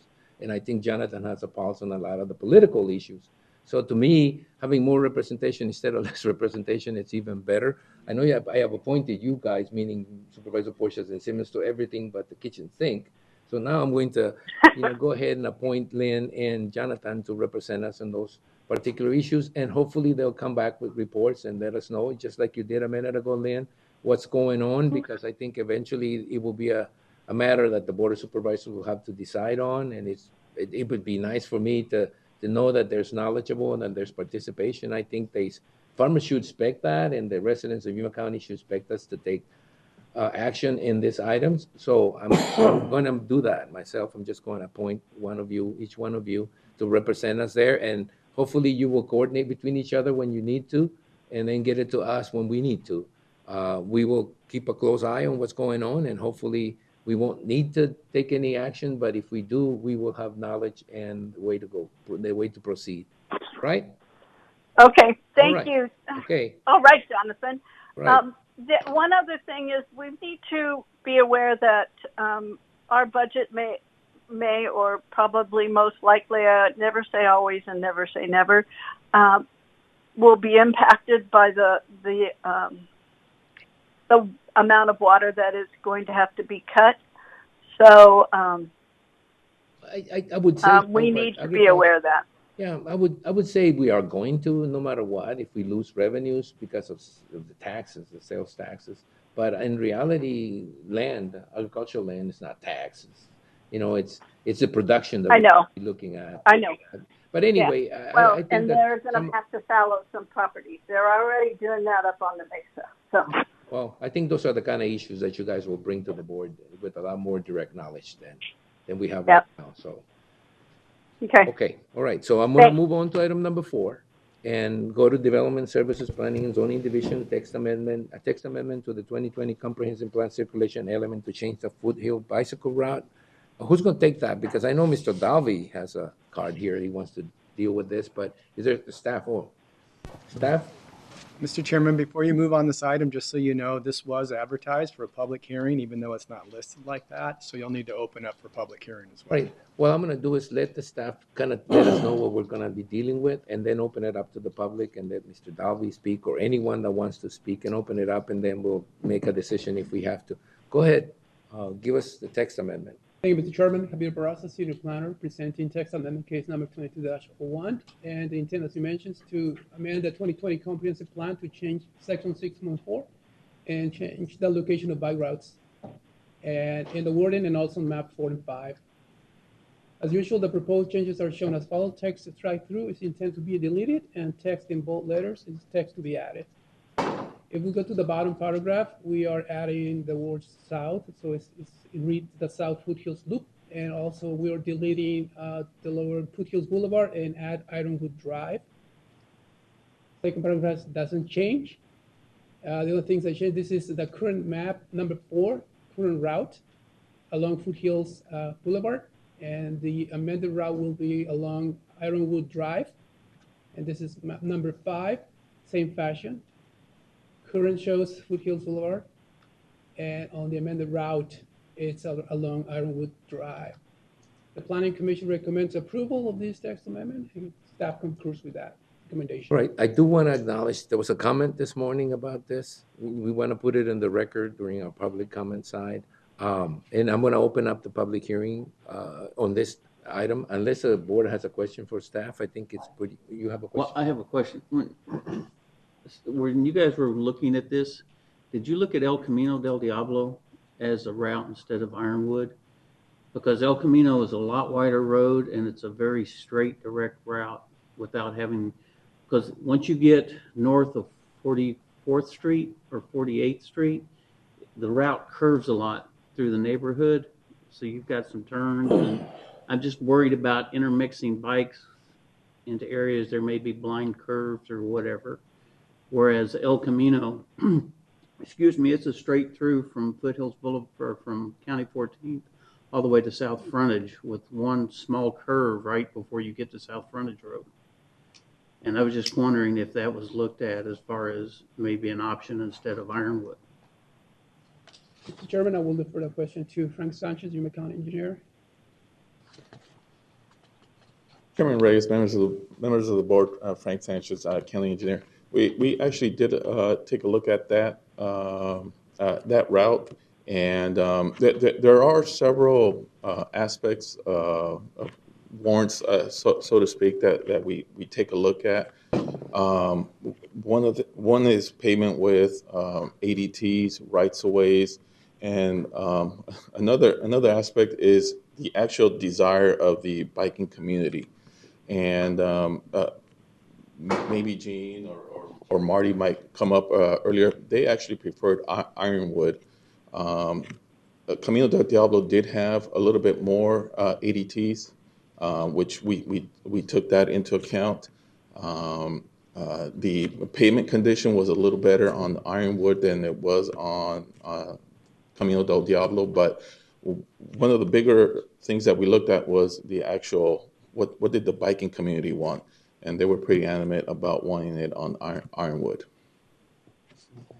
I know I've received a couple of phone calls, mainly the residents between 44th and 40th, because they have a problem already with speeding vehicles in that area.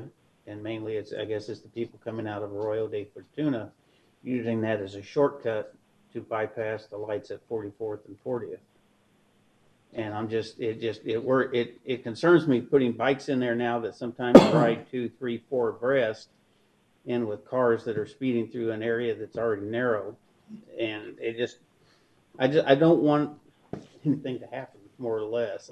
And the thing I like about El Camino, it's a wide open shot. You can see there's no blind curves. There's no, I didn't see any issues with that as far as El Camino.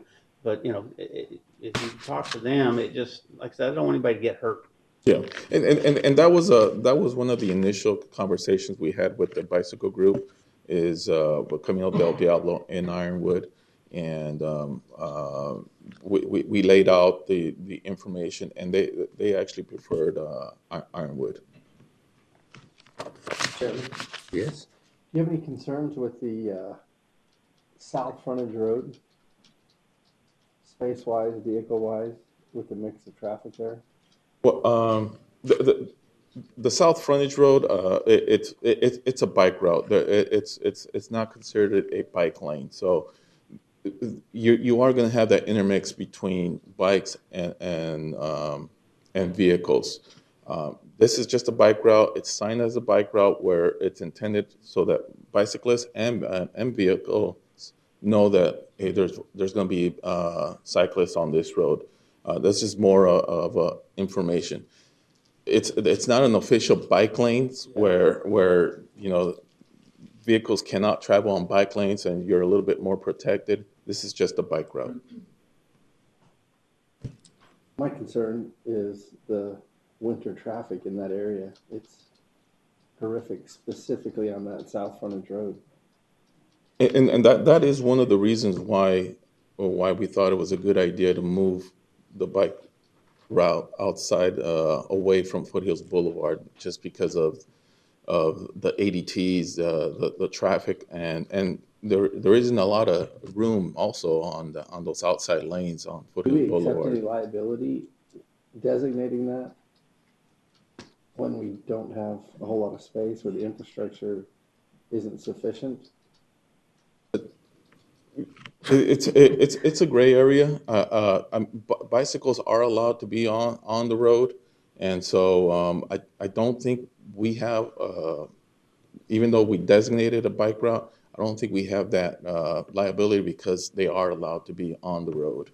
We're trying, but obviously we're just trying to channel this. This activity is growing leaps and bounds, and if we don't, I think we have a liability not to deal with it at all. I mean, every city that I know of, every town that I know, I mean, small as it is, are thinking bike routes. The county is large, and it does have a lot of places where people can get in trouble, but they can get in trouble on their own no matter what. I think that what we're trying to do is trying to channel some of that into areas that don't have that particular issue or problem. I find it to be almost the opposite. I think that allowing that to happen just to happen, it's sort of a little irresponsible when we know that that's something that people will continue doing more and more and more. I think that was the impetus to proceed with the plan to begin with, the routes. And now we're trying to fine tune the routes, and we're finding out that there's sometimes, what we think are better routes to do that. But we'll open the public hearing and listen to what the actual participants. Mr. Chairman, my only other concern is that the YRMC is now opening up that new emergency center out there, and so that. Oh, maybe that'll allow them to get to the center before they have a heart attack. The bike goes to north frontage at Foothills, so it bypasses the hospital. All right, let me just open it to the public and let's see what Mr. Dalby has to say. I'm going to open the public hearing, or So somebody. that little blue line does not get to the hospital? Okay. All right, so I didn't have. Okay. My name is Marty.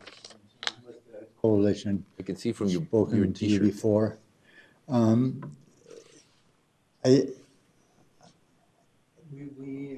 We looked at the different routes. The main objective was to get the bike route off of Foothills Boulevard, which is obviously a bad choice. Mm-hmm. A lot of traffic, moving fast, over the speed limit, just not a good place for bicycles. It isn't really important in our minds whether we use Ironwood or which of these two routes we use. They're both okay. We like the turns and everything on Ironwood because the traffic is a lot slower there. They don't have a big straight line shot to get from one part of the foothills to the other. It's residential. They're winding through there at slow speeds. We ride it a couple of times a week with a fairly sizable group, and we don't have problems with it. the cars, sometimes are not happy with us, but they got a lot of other choices. They can turn off of it and take a better street anytime. So, It's not gonna endear you. as far as the South Frontage Road, it is, you're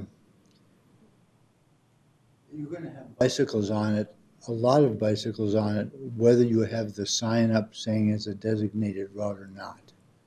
I mean, it's one of the few ways to get around the foothills, you know. So, So you support the change? yeah, I can't speak for whether there's a liability problem or whatever, but we ride those roads and those streets all the time, whether there's a bicycle sign designated it or not, you know. And I've noticed over the last 25 or 30 years, a lot more bicycle traffic. It's not just our group, but we see bicycles in both directions everywhere we go these days. And I think with the advent of electric bikes and there are a lot of more people out there than there used to be. So we're hoping that by putting a sign up that says designated bike route, that they're a little more aware of us at least. Okay, thank you.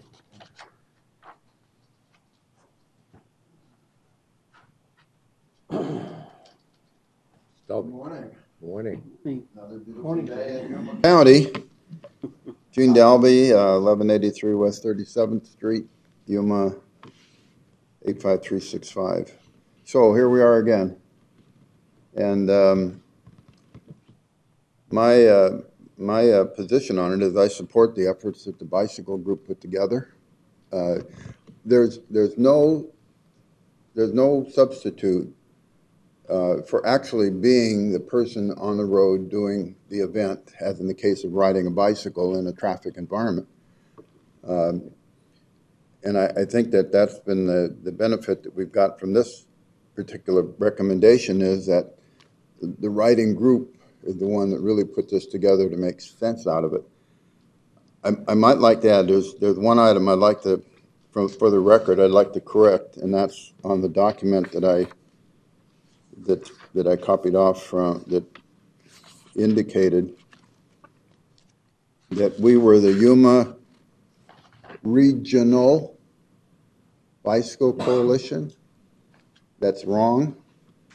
We are the Yuma Region Bicycle Coalition, not regional. So from there, I think that, you know, the Planning and Zoning Commission from the county looked at it, evaluated it. I'm sure had opportunities for public comments. I don't think they received any. I think there's another item that we should address in this. If the safety item is as genuine as has been voiced, then signage is going to be a big improvement in order to putting share roads on the pavement. A bike route sign that is whatever, 18 inches by 12 inches that says bike route means absolutely nothing to the average motorist. What it means to the bicyclist is the bicyclists are on the scene and they do have access to the road. But that interpretation doesn't carry across to both parties. So I think that approving it as had been recommended is probably a step in the right direction. Unfortunately, sometimes we don't know the unintended consequences that come from decisions that we make. And I can't predict the future, so I don't know what might happen from this in the future, but I'm much in favor of it.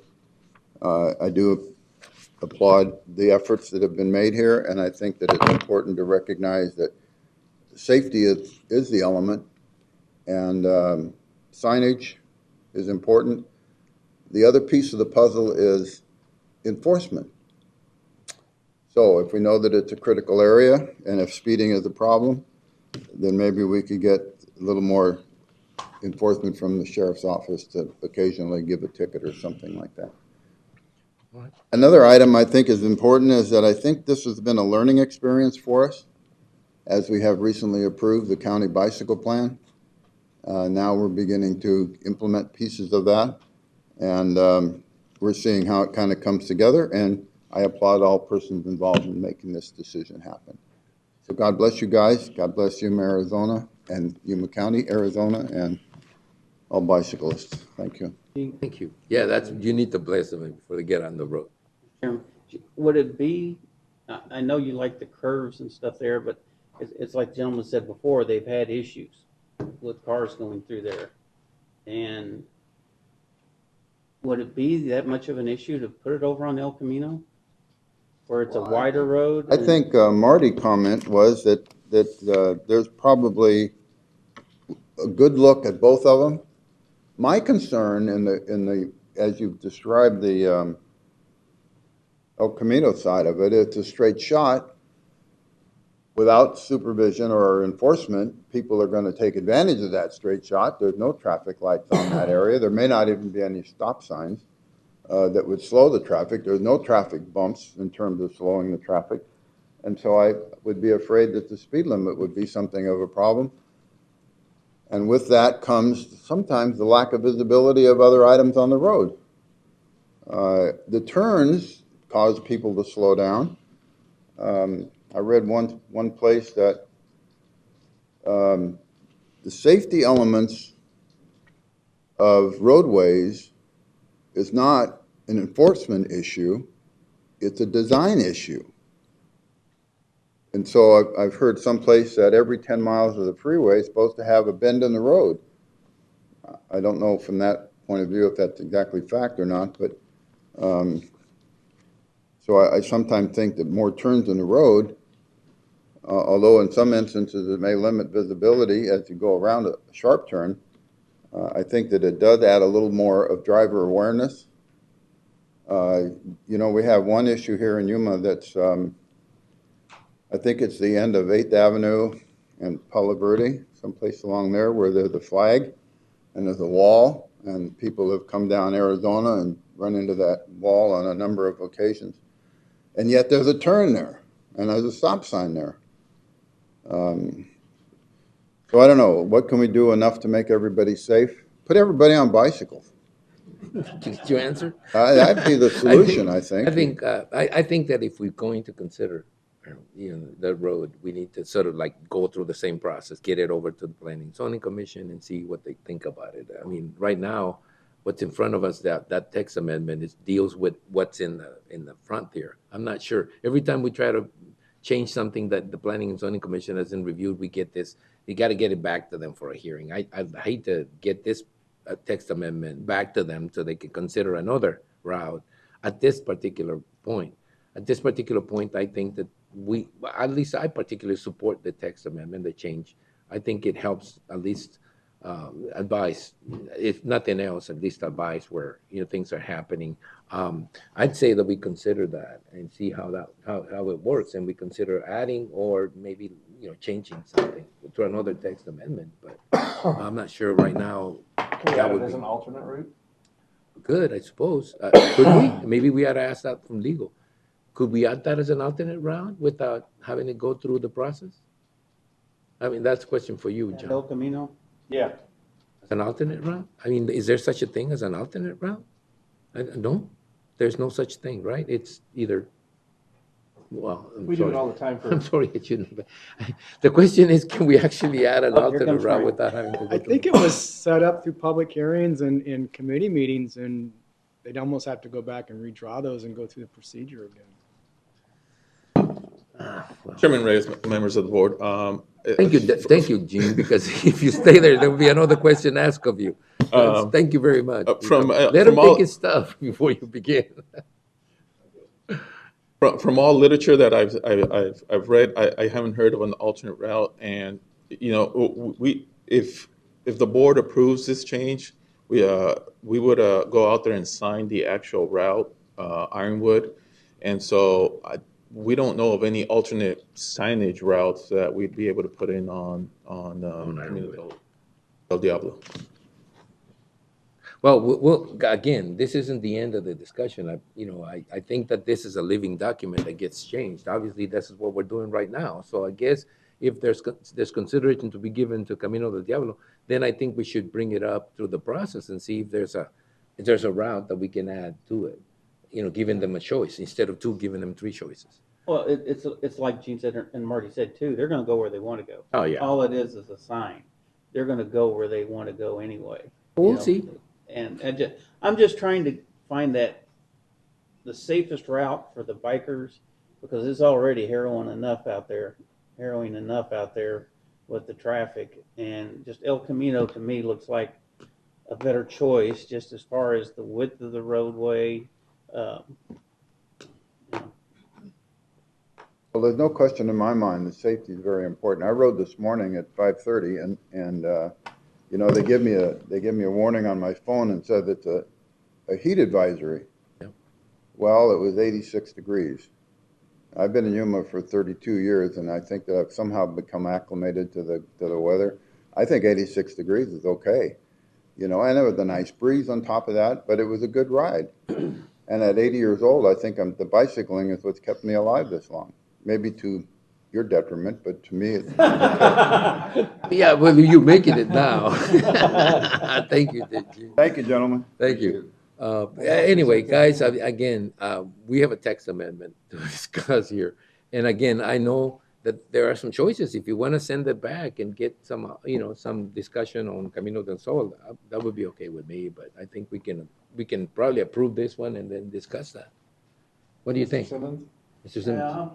Yeah, I'll make a motion, we go ahead and approve it, but I would also let's look at maybe El Camino.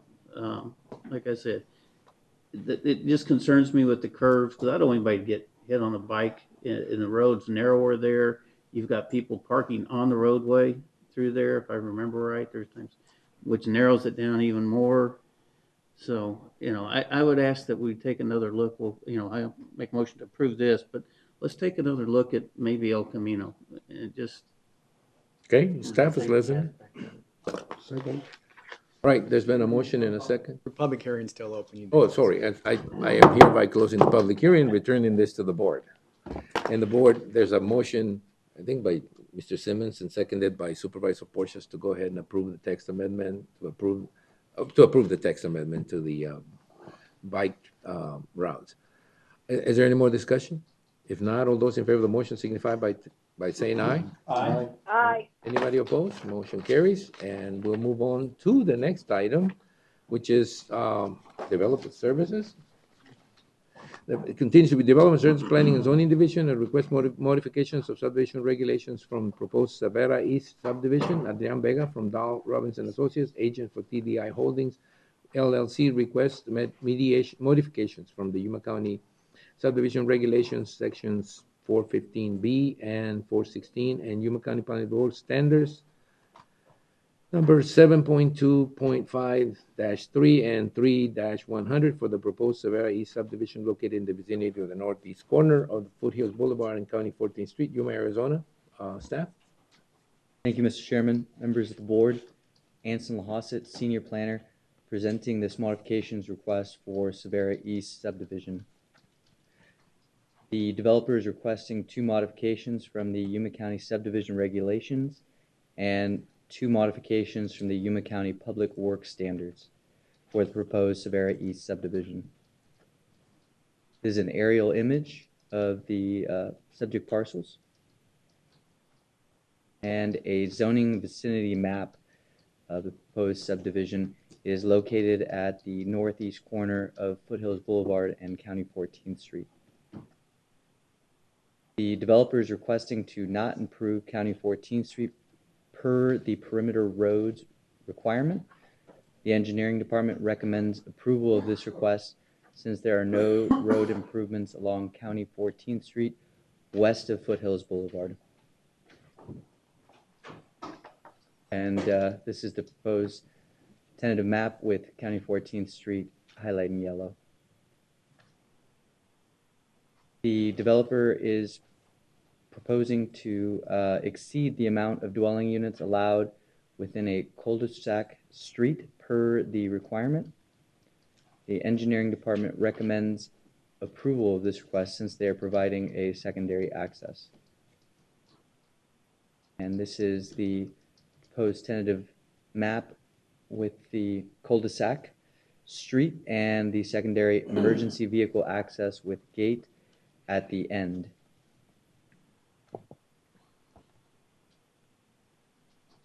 The developer is requesting to not comply with the sidewalk knuckle requirement, and the engineering department recommends approval of this request. And the developer is requesting to not comply per the requirement, subdivision access requirement for the proposed spacing of intersections at all public streets, roads, and highways, and other major access. The engineering department recommends approval of this request. Planning Commission recommends approval of the requested modifications, and staff concurs. Mr. Chairman, that completes staff's presentation. Are there any questions for staff? Well, actually, the comment, it seems overwhelming. You guys, sort of say aye to everything. Spacing, access, no improvements. I don't know, guys.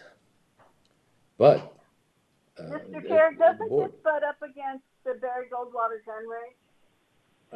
we can barely hear you. Can you raise your voice a little?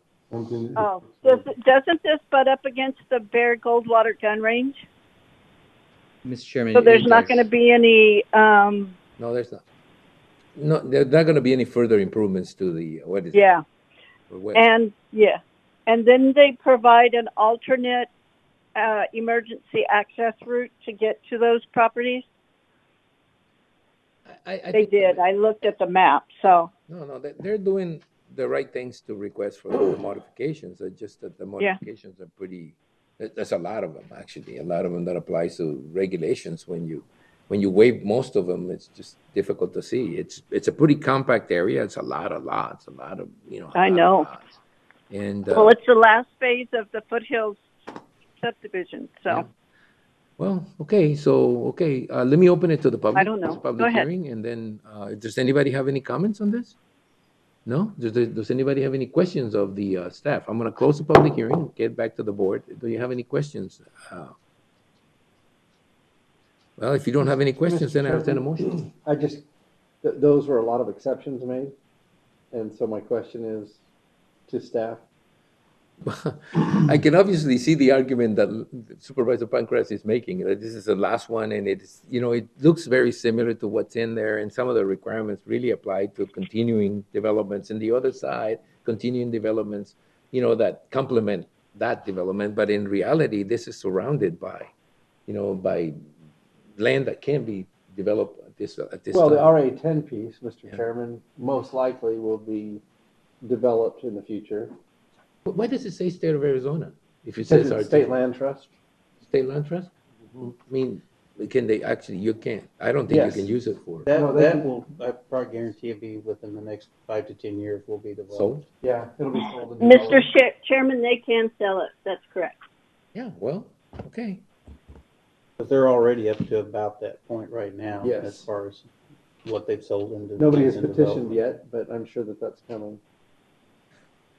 Okay, well, like I You have said, an this is the expanded last view? piece. Unless it messes with the owls and the.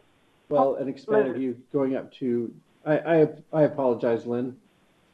Just looking at the map that shows up to the Rancho Encantado.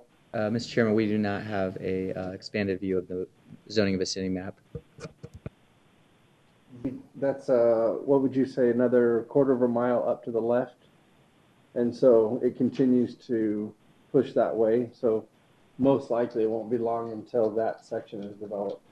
That's not what they want to modify, right? They want to No. modify County 14, and, the other stuff is pretty much, actually. But it was this just to your point that it Yeah. would be an adjacent property being developed, and right now, Yeah, well- is it being treated as if it's not going to be developed, is my question.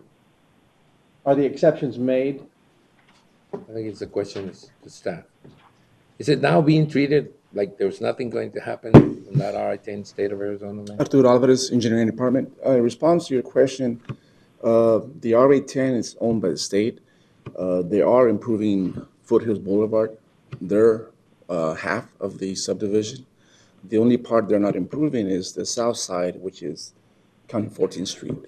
Right now, County 14th Street, I believe, is a 26-foot wide paved roadway. They would add an additional maybe 20 feet more of pavement, and that's what's being waived today. But as far as Foothills Boulevard, they're providing improvements. So the state's already. All right, any other questions?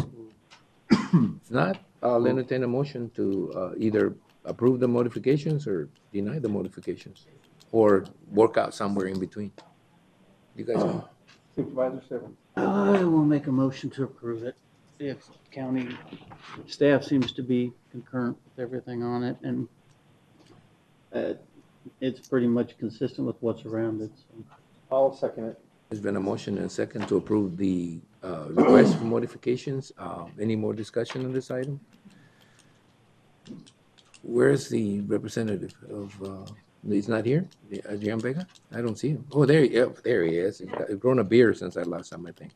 Well, whatever. So you don't want to say anything, right? No, you don't. No, you don't. I always tell people, look, when you're ahead, you don't want to mess it up. So, there's been a motion, a second to approve your modifications. Is there any more discussion? If not, all those in favor of the motion signify by stating aye. Aye. Aye. You would have gotten yourself in trouble if you'd gotten up here. Okay, so it's done. So the next item is number 6, Development Services, review and accept the Yuma Proving Ground Compatible Use Study. Before we go there, what is this review and accept? Is it just a process that we go through with the YPG people, or is it, do the Board of Supervisors actually have any authority to tell them any different than what they've got, or is it just, well, because there's a difference between reviewing and sort of, saying it's okay, and another one saying, we have to adopt it, or this is not an adoption of it? It's not an adoption. Okay, that's it. We wanted to review it with you to go over the main concepts that were involved with the compatibility use study, and then, if agreeable, to adopt it as a guidance document. There you go. You use the word adopted, or again, do we adopt it? As a guidance document. It's a policy document to me. I mean, it tells us, what the areas they want to protect. I've seen the boundaries. The boundaries actually touch more in the city of Yuma, and it's basically around the boundaries of YPG. They just want to keep encroachment a little bit out, which is, I think, normal, given the fact that they're a testing ground and they're testing artillery and they're testing equipment. And so if it is a matter of just accepting their document, I mean, it's been worked on for a long time. I think it's a very thick document to go into all the details. I've seen the summary. I've read the summary. It seems to me that if anybody has any particular issues with it, it would be the city of Yuma, because it seems like at some particular point, it gets really close to the city of Yuma. So I guess the city of Yuma needs to pay a little more attention to what they agreed to accept, not adopt. The main thing we've got is the Martinez Lake area. That's right, the Martinez Lake area. Thing that butts up closest to the county. And I think in some ways, this document serves as a sort of a, look, this is what they believe, the YPG believes should help keep YPG sort of active and make sure that there's no conflict between what they're doing and what everybody else is doing. Wow. You want to say something, Lynn? No? No? Okay, good. Any comments, any questions on this? No, let's just vote to accept it. Do you want to accept? Mr. Chairman, I would make a motion that we accept the Yuma Proving Ground Compatible Use Study as presented. Is there any more discussion on the item? Do we need to open up to the public? Is this a public hearing? No? Okay, so all those in favor of the motion signify by saying aye. Aye. See, we accepted it. See? Wasn't that tough? All right, so we move on to the next item in the agenda, which is Development Service. Set a public hearing for October 3rd, 2022 at 9 a.m. to accept public comment on ordinance number 2022-01, proposed amendments to Yuma Comprehensive Building Safety Code to conform to the City of Yuma Building Code, and authorize staff to publish the hearing date. No? It's actually Pat, she's taking his head. Look, I am telling you up front, this deal about meeting the City of Yuma's regulations, it's not something that's dear to me. I don't know about the rest of the supervisors, but people move out in the county thinking they're gonna be able to do certain things. Obviously, when we meet the city of Yuma's requirements, we're just basically telling people, hey, you're not moving out in the county and doing anything you like. You have to follow, you have to get permits, which I'm very familiar with now. But I still, it's a public hearing, right? We're just setting a public hearing. We'll talk Chairman? about it then. Based on that, you want to preserve our Wild Wild West legacy? Kind of. Okay. Kind I'll of, support a little bit, but I think I'll this is support that. asking for us to set a public hearing. I think that we need to get ready for the public hearing, and if we're gonna make an argument about not matching City of Yuma's regulate, then you need to make it there at the public hearing, because we either approve them and set them, or we don't, and give you some guidance on what you're gonna do, because the problem is you guys are always in the need of guidance from the supervisors. What can you do? What should you do? When can you do it? What sort of regulations apply? The problem is we keep adopting all these new regulations, and they keep making, they keep bumping up against people's thoughts, about what they can do out in the county. And it really, I've lived out in the county for a while, and so I'm familiar with the fact that, even a small pool, you have to get a fence around it. Those type of things that people don't think about, but they have to, because the rules are, the rules apply. So what I'm saying is, look, we'll set the public hearing. If we want to talk about the good and the bad of the regulations, then we can do it during that public hearing. Is that okay with you, Pat? That's fine with me, sir. All right. Stop calling me sir, make me feel old. Mr. Chairman? Yes. For Pat, what's the impetus behind making the change? So since 1998, Mr. Chairman, Supervisor Lyons, Yuma County has adopted the same building codes as the city of Yuma. And that's one of the options we have given to us by state statute. The other option is to adopt a nationally published code. Legal tells us that we cannot amend it.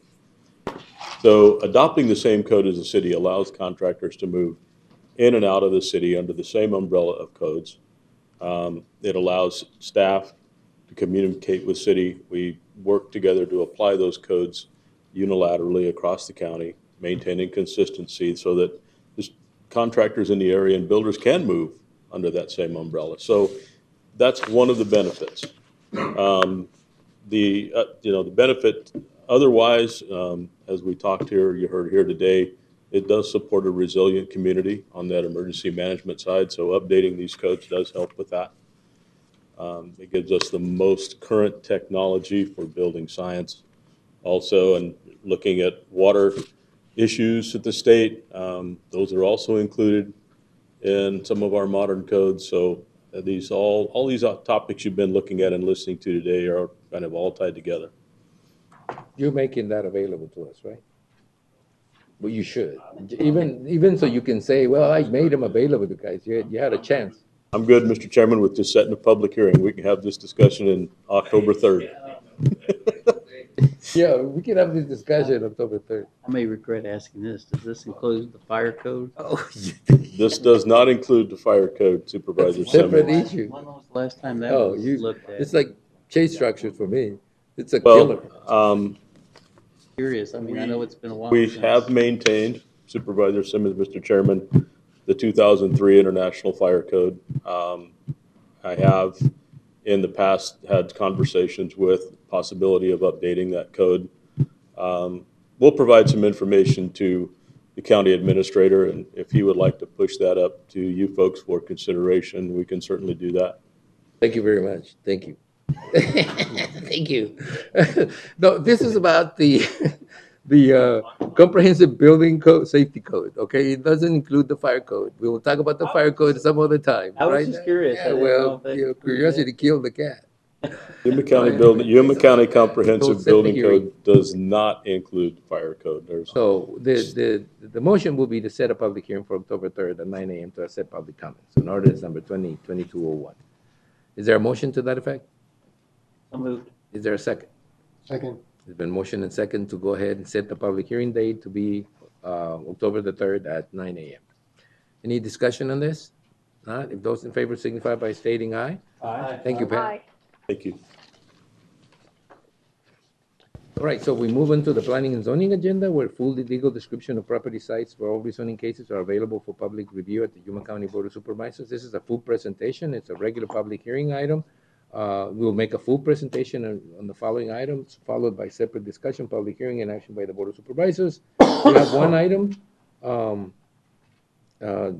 Development Service Planning and Zoning Division, a minor amendment case number 2202, B&A Vega, agent for Jose Silva, requests to change the land use designation of a parcel 6.98 gross acres in size from agricultural rural residential to rural density residential, located at the southwest corner of Avenue 3E and County 18.5 Street, Yuma, Arizona, located in the 70 to 74 decibel noise zone.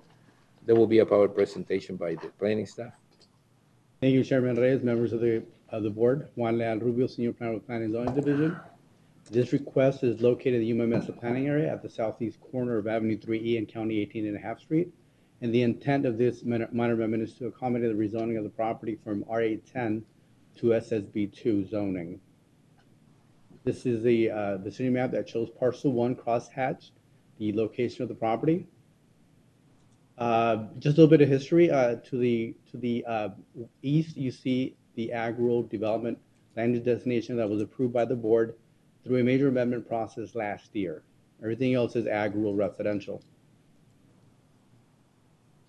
This is a picture of the property looking south, looking east from Avenue 3E, looking north from Avenue 3E. Staff received no letters from property owners within the zoning area. We did receive a letter from MCAS Yuma not opposing this proposal. Which was weird, because you wrote like a full letter and a half for your boss to say, no, we don't oppose it. After all the explanations, I wasn't sure. That was a long letter. There was a paragraph that said, we do not oppose the proposal, but everything else was kind of like, what? And I do have a speaker form from Antonio, so I suppose he wants to address it at some particular point in time when we open up the process. So anyway, the Planning Commission recommended approval and the staff recommends denial, which is kind of a little odd, but not unusual. The staff is recommending denial because we're not concurring with the Planning Commission's recommendation because the proposed land use designation, the rural density residential, would allow 2-acre lots, which essentially could increase density by up to 5 times in the area. Considering the subject area is within PM10 and it lacks proper infrastructure, the roads are not improved, it could create a problem with PM10. Wouldn't that come in the zoning process, though? I mean, wouldn't that kind of come up in the zoning process if you wanted to do 2 or 3 parcels out? How do you get to 5 with 6 acres? Chairman Reyes, this is 1 acre the first step in a process that would allow this property to be split. With the land use designation of rural density residential being approved, this would allow the property owner to rezone to 2-acre. This would allow the property owners to come and ask for a rezoning. It wasn't allow the owner to rezone it. It would allow the owner to come over and petition. To make application. Make an application. Yeah, well, I just wanted to kind of get that in the clear. The 5 times, Chairman Reyes, is because a property that is 10 acres in size would essentially be allowed to split up to 5 times with a 2-acre minimum lot zoning. Question, doesn't 5 require like a subdivision? No, it would be 5 6 or below? more. 5 or below? 5 would be through a land division permit process. No, I just wondered. There's a lot of properties out here that are 5-acre in size. Those properties predate both the comp plan and also zoning. So the staff would be more supportive of a agricultural rural development land use destination, which would support 5-acre minimum lots. You made that argument to the Planning and Zoning Commission, right? Mr. Chair, this is Lynn. Supervisor Can I Pancracio. speak? Juan, aren't we breaking state law? Isn't there a statute? I was reading, and I can't have you guys on live and my agenda with all the little notes in it. But isn't there a state statute that prevents this from being divided small? And doesn't our comprehensive plan also, being that it's in the 70 or more decimal, that it can't go any lower than 1 house per 5 acres with agriculture continuous on it? Chairman Reyes, Supervisor Pancrazzi. That's one of the reasons why the Marine Corps Air Station is not recommending denial of this proposal. If you can recall, a few years back, the Marine Corps Air Station provided a notification to Yuma County regarding the changes to the high noise zone and active potential zone for the ancillary military facility, which is known as AUX2. We labeled that as a 70 decibel noise zone, but in fact, the study actually recommended that these noise zones be located entirely within the Barry M. Goldwater range. Staff, within the next month or two, will be providing will be bringing a discussion item and possible text amendment or a comp plan amendment to remove these noise zones and locate them within the Barry M. Goldwater range. That's why staff decided to treat this as a, through the regular process, this would have required a major amendment, but because of the recommendation of the MCAS and the ACUS study, we are treating this as a minor amendment, and we're not really taking into consideration the high decibel noise zone. All right, I get it. Okay, and Juan, don't we have it in our but isn't it in our comprehensive plan that it not go any lower than 5 acres? Chairman Reyes, under the 70 decibel noise zone and within the AUX2, this would trigger a major amendment, but because of the ACUS study, we are not really following that section of the comp plan. I'll tell you what, because it isn't a zoning issue, it's a minor amendment. When it comes for zoning, those issues are going to become issues. Right now, it's just a matter of whether they can come up to us and ask us for it. You can't without the minor amendment. So we're going to be discussing these issues, whether 5 acres or 2 split, if it ever splits. But we can't. Well, that's if we allow it to be. If we allow this minor amendment. Well, if you allow this minor amendment, we're allowing them to come and ask. That's what we're doing, right? We're not right now changing the zoning. We're just simply saying, okay, if you want to make it 2 5-acre parcels out of the 6.8, you can with this minor amendment. You can ask for it. You can petition. Petition for it. And I think a lot of these discussions are going to happen with the change. They're going to happen. Well, they're going to be defined a little better. Right now, it's sort of like in a sort of gray area right now. That's why you guys are saying no, because you don't have any knowledge of what's going to happen next, and you're assuming that this can lead to a 5 parcel type split. But it cannot happen unless they come to us and ask for it. It's not like this is a rezoning matter. It's like an allowance matter. You allow them to continue. To me. Yeah, but if you allow this minor amendment, then it's kind of their feeling that you're going to allow them to split it. I don't know what their feelings are. We're going to ask them when they come up. Any other questions before I open it to the public hearing? And remember, Lynn, you got to be in San Luis at noon. Yeah, right. Right, so let's move it. All right, so we'll open it to the public. It's a public hearing. Does anybody want to address the board on this issue?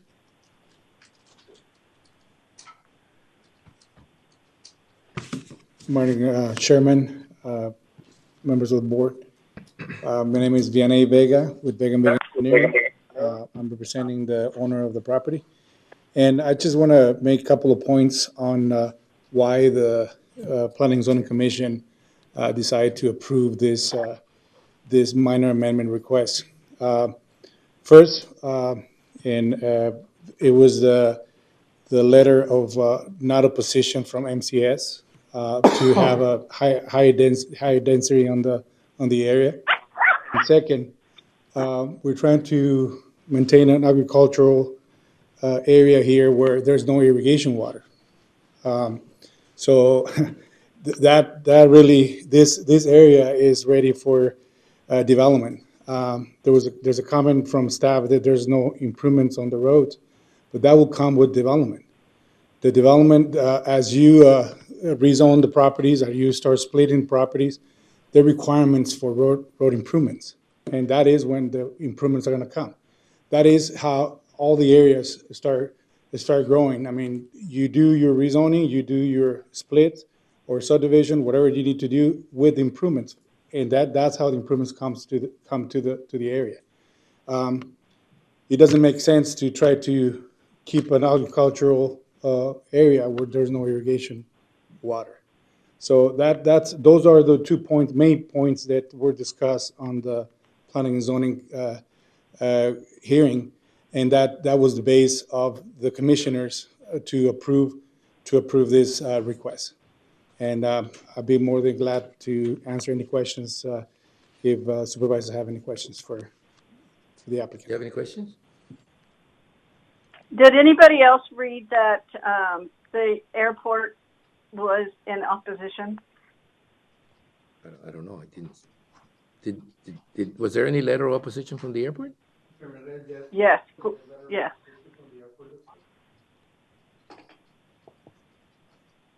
Okay. All right. Is there any other questions or comments? I'm going to close. Is there anybody? Oh, yeah, Antonio, you had a card. I mean, a speaker card. So, good morning, everybody. Antonio Martinez, Marine Corps Station Yuma. Yeah, I just want to clarify our position on this case. So, one thing is OX2. Let's talk about OX2. OX2 is not like out of the picture. So we still have aviation operations coming from OX2. It just doesn't meet the requirement, the amount of operations to have these noise zones around that area. So we still got, airplanes and aircrafts coming in and out through that area, but it just doesn't rate the noise zones for the last ACUS study, and mainly because MCAS constructed another pretty much airfield closer into the range, the ALF, and the auxiliary landing facility, and that's mainly the operations are going there. So we still have a lot of operations, aviation operations. It's just deeper into the range. So I just want to say that, and lastly is I still want to ensure that we are still trying to focus on the BMGR buffer zone.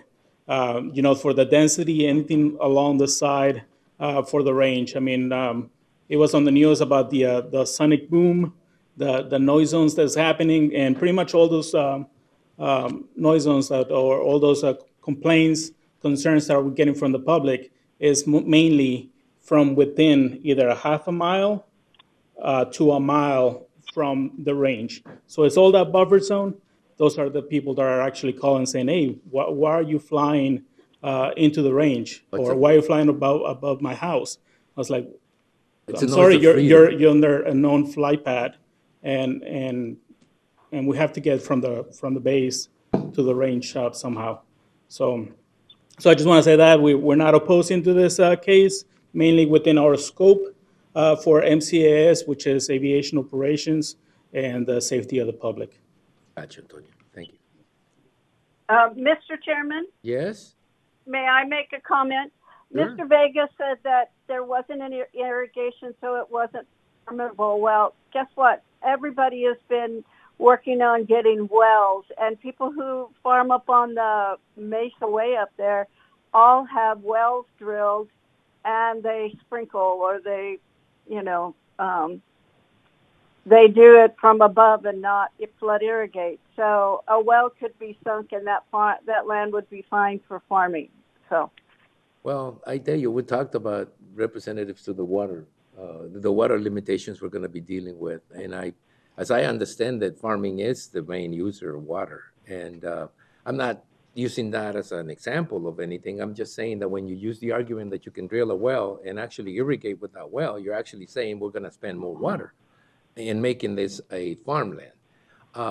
But again, I think the issue here is, to me, the issue here is that the zoning matter that comes in front of us will determine some of these things. I think that right now what they're asking for is permission to proceed. And what they come up with, if they come up with, in terms of developing that area, I hope it's a plan, it's a combined issue, because, once we start developing an area, it's more likely that more development will happen. That's what happened in the foothills.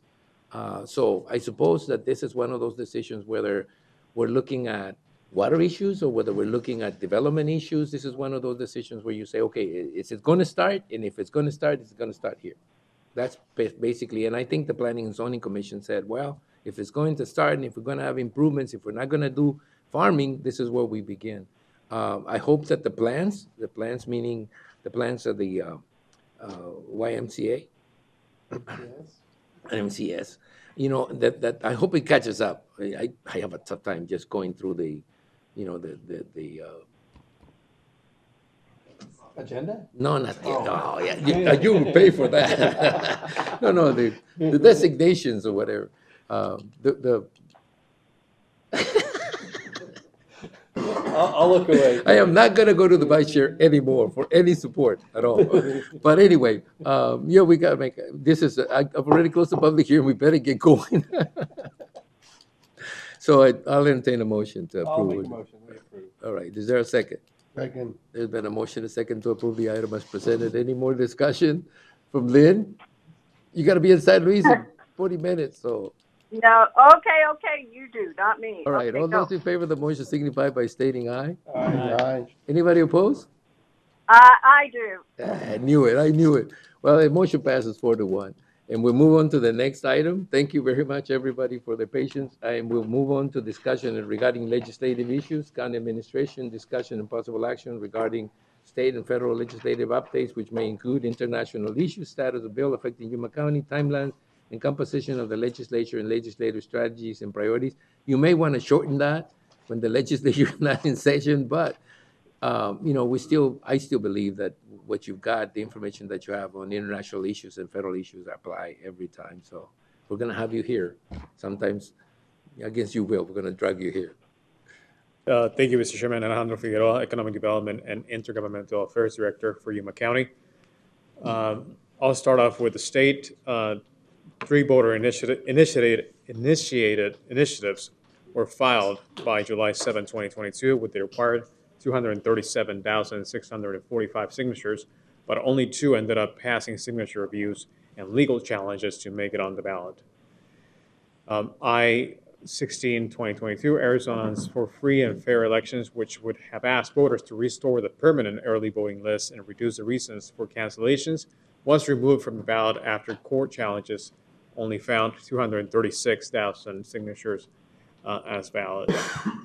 I-04-2022, Voters' Rights to Know Act requires anyone spending, will make it to the ballot, and requires anyone spending over $50,000 on statewide or $25,000 on other campaigns to disclose the original source of contributions over $50,000. On the other hand, I-05-2022, Predatory Debt Collection Protection Act, caps interest rate on medical debt, adjusts exemptions for inflation, and allows the court to reduce the amount of disposable earnings subject to garnishment due to economic hardship. Moving on, Senate Bill 1273, also known as a two-wheel motorcycle operational bill. This is for you and to the public, was approved by the governor on March 23 of this year and goes into effect September 23, 2022, 90 days after the legislature adjourned.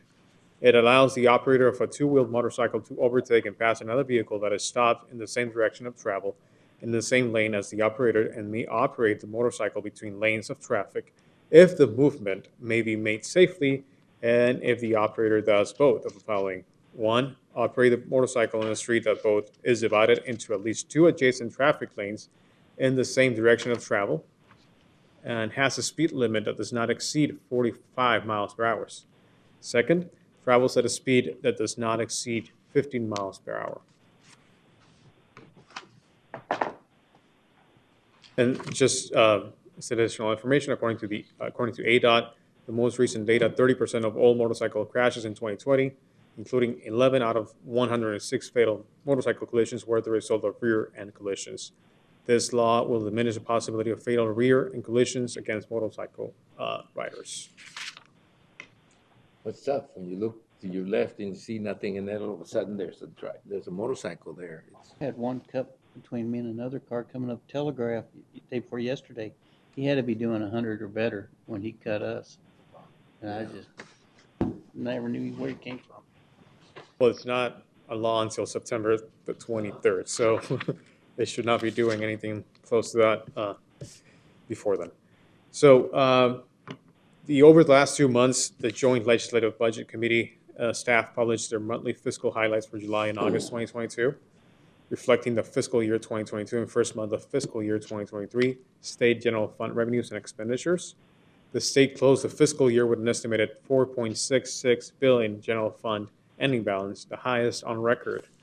Overall, fiscal year 2022, revenue growth was 18.1% above fiscal year 2021, with growth in all major tax categories. I want to know what amusement is considered. What is considered amusement? That's a great question, Mr. Chairman. I wouldn't know. I mean, I could Okay. come up with an 'Cause answer, it went but up 100%. I mean, I don't know what the maybe legal watching the Board of definition of Supervisors that meeting. would be. So July revenues collect grew up by a much more moderate rate at 1.1% for fiscal year 2022, and 3.7% above the enacted budget forecast. So sales tax, as you can see, continued their double-digit growth at 11.8% above the same period last year, and 53.8 million above forecast. Income taxes were slightly down, with individual income down 3%, and corporate income tax 1.9% below the same period last year. HERF funds collections for fiscal year 2022 were 6% higher, or $102 million above fiscal year 2021. On the federal side, on August 16, President Biden, as you know, signed the Inflation Reduction Act into law, also known as the IRA. The IRA, which was a product of months of long congressional negotiations following the passage of the Build Back Better Act in the U.S. House of Representatives last year. The IRA includes multiple direct funding opportunities for counties to save money while reducing emissions. The IRA will invest $27 billion in a greenhouse gas reduction fund at EPA to provide financial assistance to counties to support projects to reduce greenhouse gas emissions. It also provides $5.95 billion to support the nation's farmers, ranchers, and foresters. And lastly, at least for my report, provides $4 billion to the Bureau of Reclamation to award grants to counties and others responsible for water conservation to mitigate the impacts of drought in the West. Before you leave that, I think that element probably places a lot more emphasis on the cooperation between counties and farmers, and in areas like this, about the Colorado River. The opportunities are there that we may be able to negotiate something on behalf of the farmers. They may negotiate something directly, but normally there needs to be some sort of channel. Normally there is some sort of channel to channel some of these funds. Hopefully we'll be able to help in that respect. Chairman, that is my report for today. I don't know if you have questions or Have any comments. questions? No? Alejandro, thank you very much. That was short and sweet. Thank you. Thank you, Mr. Chairman. Right. And the next item is the board members and county administrator will report on events attended or to be attended on behalf of the county, may present a brief summary of current events, and may update the schedule for future Board of Supervisors meetings appropriate. No legal action will be taken. Lynn, are you still there? Yeah, I am, but I'm going to skip mine, being that I'm not there. Okay? Okay. Thanks. Supervisor Lyons, I am not going to ask you to repeat that.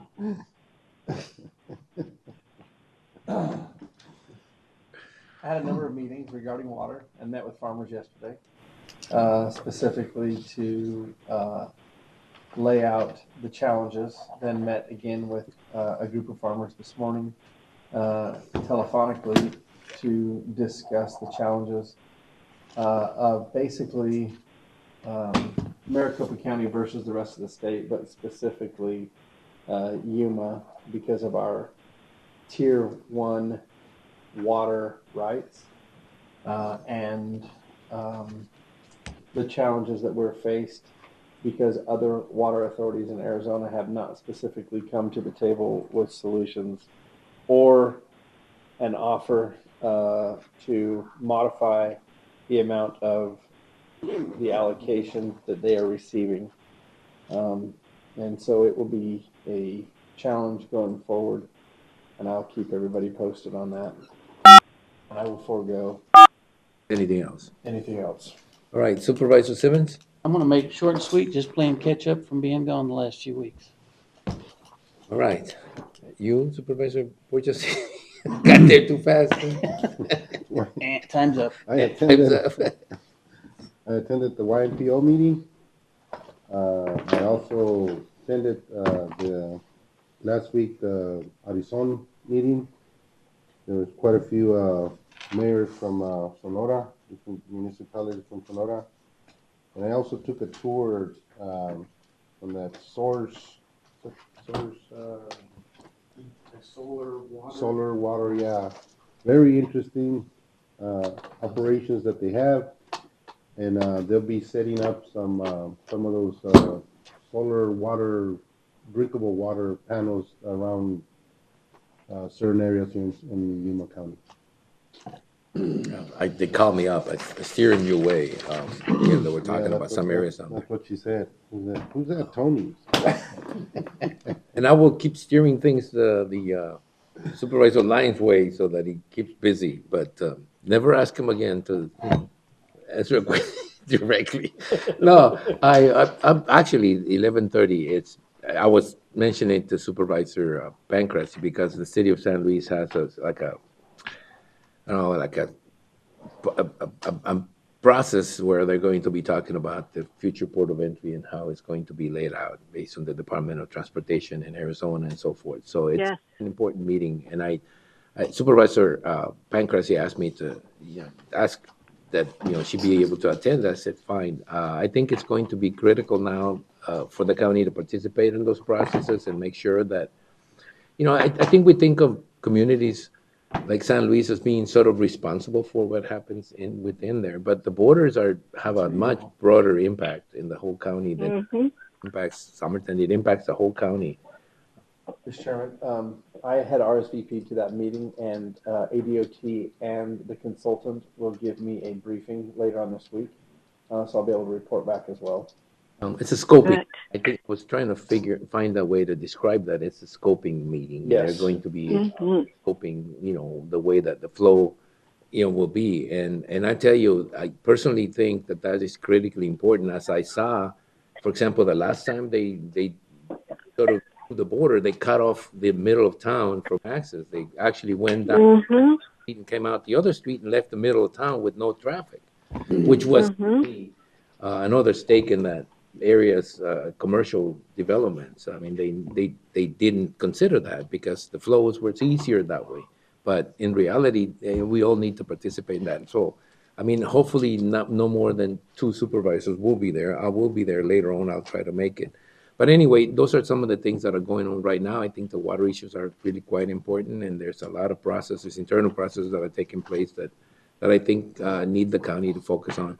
I don't have anything else to report other than the fact that we're going to be going to that legislative meeting pretty soon, and we need to start getting ready. For those who haven't made arrangements, you need to make arrangements as soon as possible because that thing is going to fill up fast. It's in December? It's in November. Oh, no, it's in October. It's in October. Just try to bring it up. Yeah. I'm not going in the same car as the vice chair. He drives this huge vehicle. You should be so lucky. Anyway, so, Ian. Briefly, Mr. Chairman, members of the board met with ADQ's new air quality liaison, attended the Orange Grove Rancho Mesa Verde Community Forum, attended meetings of the County Managers Association, attended a forefront ED meeting, drug court graduation, briefly attended the mass fatality tabletop exercise you heard about today, GYEDC luncheon, Greater Yuma Port Authority meeting, Arizona Border County Coalition meeting, toured the new Somerton High School construction site, visited the site of the new Student Experience Center at AWC, met with Jim Schuessler, who's back at Yuma Multiversity Campus, and had a monthly meeting with Supervisor Pancrazzi. That's it. Well, that should have been enough. And you had several phone calls from me. We're not going to go there right now. So anyway, so thank you very much, you guys. I think that takes care of most of the business that we had at hand. I know you were expecting to give a big presentation on YPG, but sorry. So that takes care of it. Thank you very much for being here and providing us a sense of security, although we get one from the corner there all the time. But I did a better job of parking, though. I did. You were inside, so you didn't get to see it.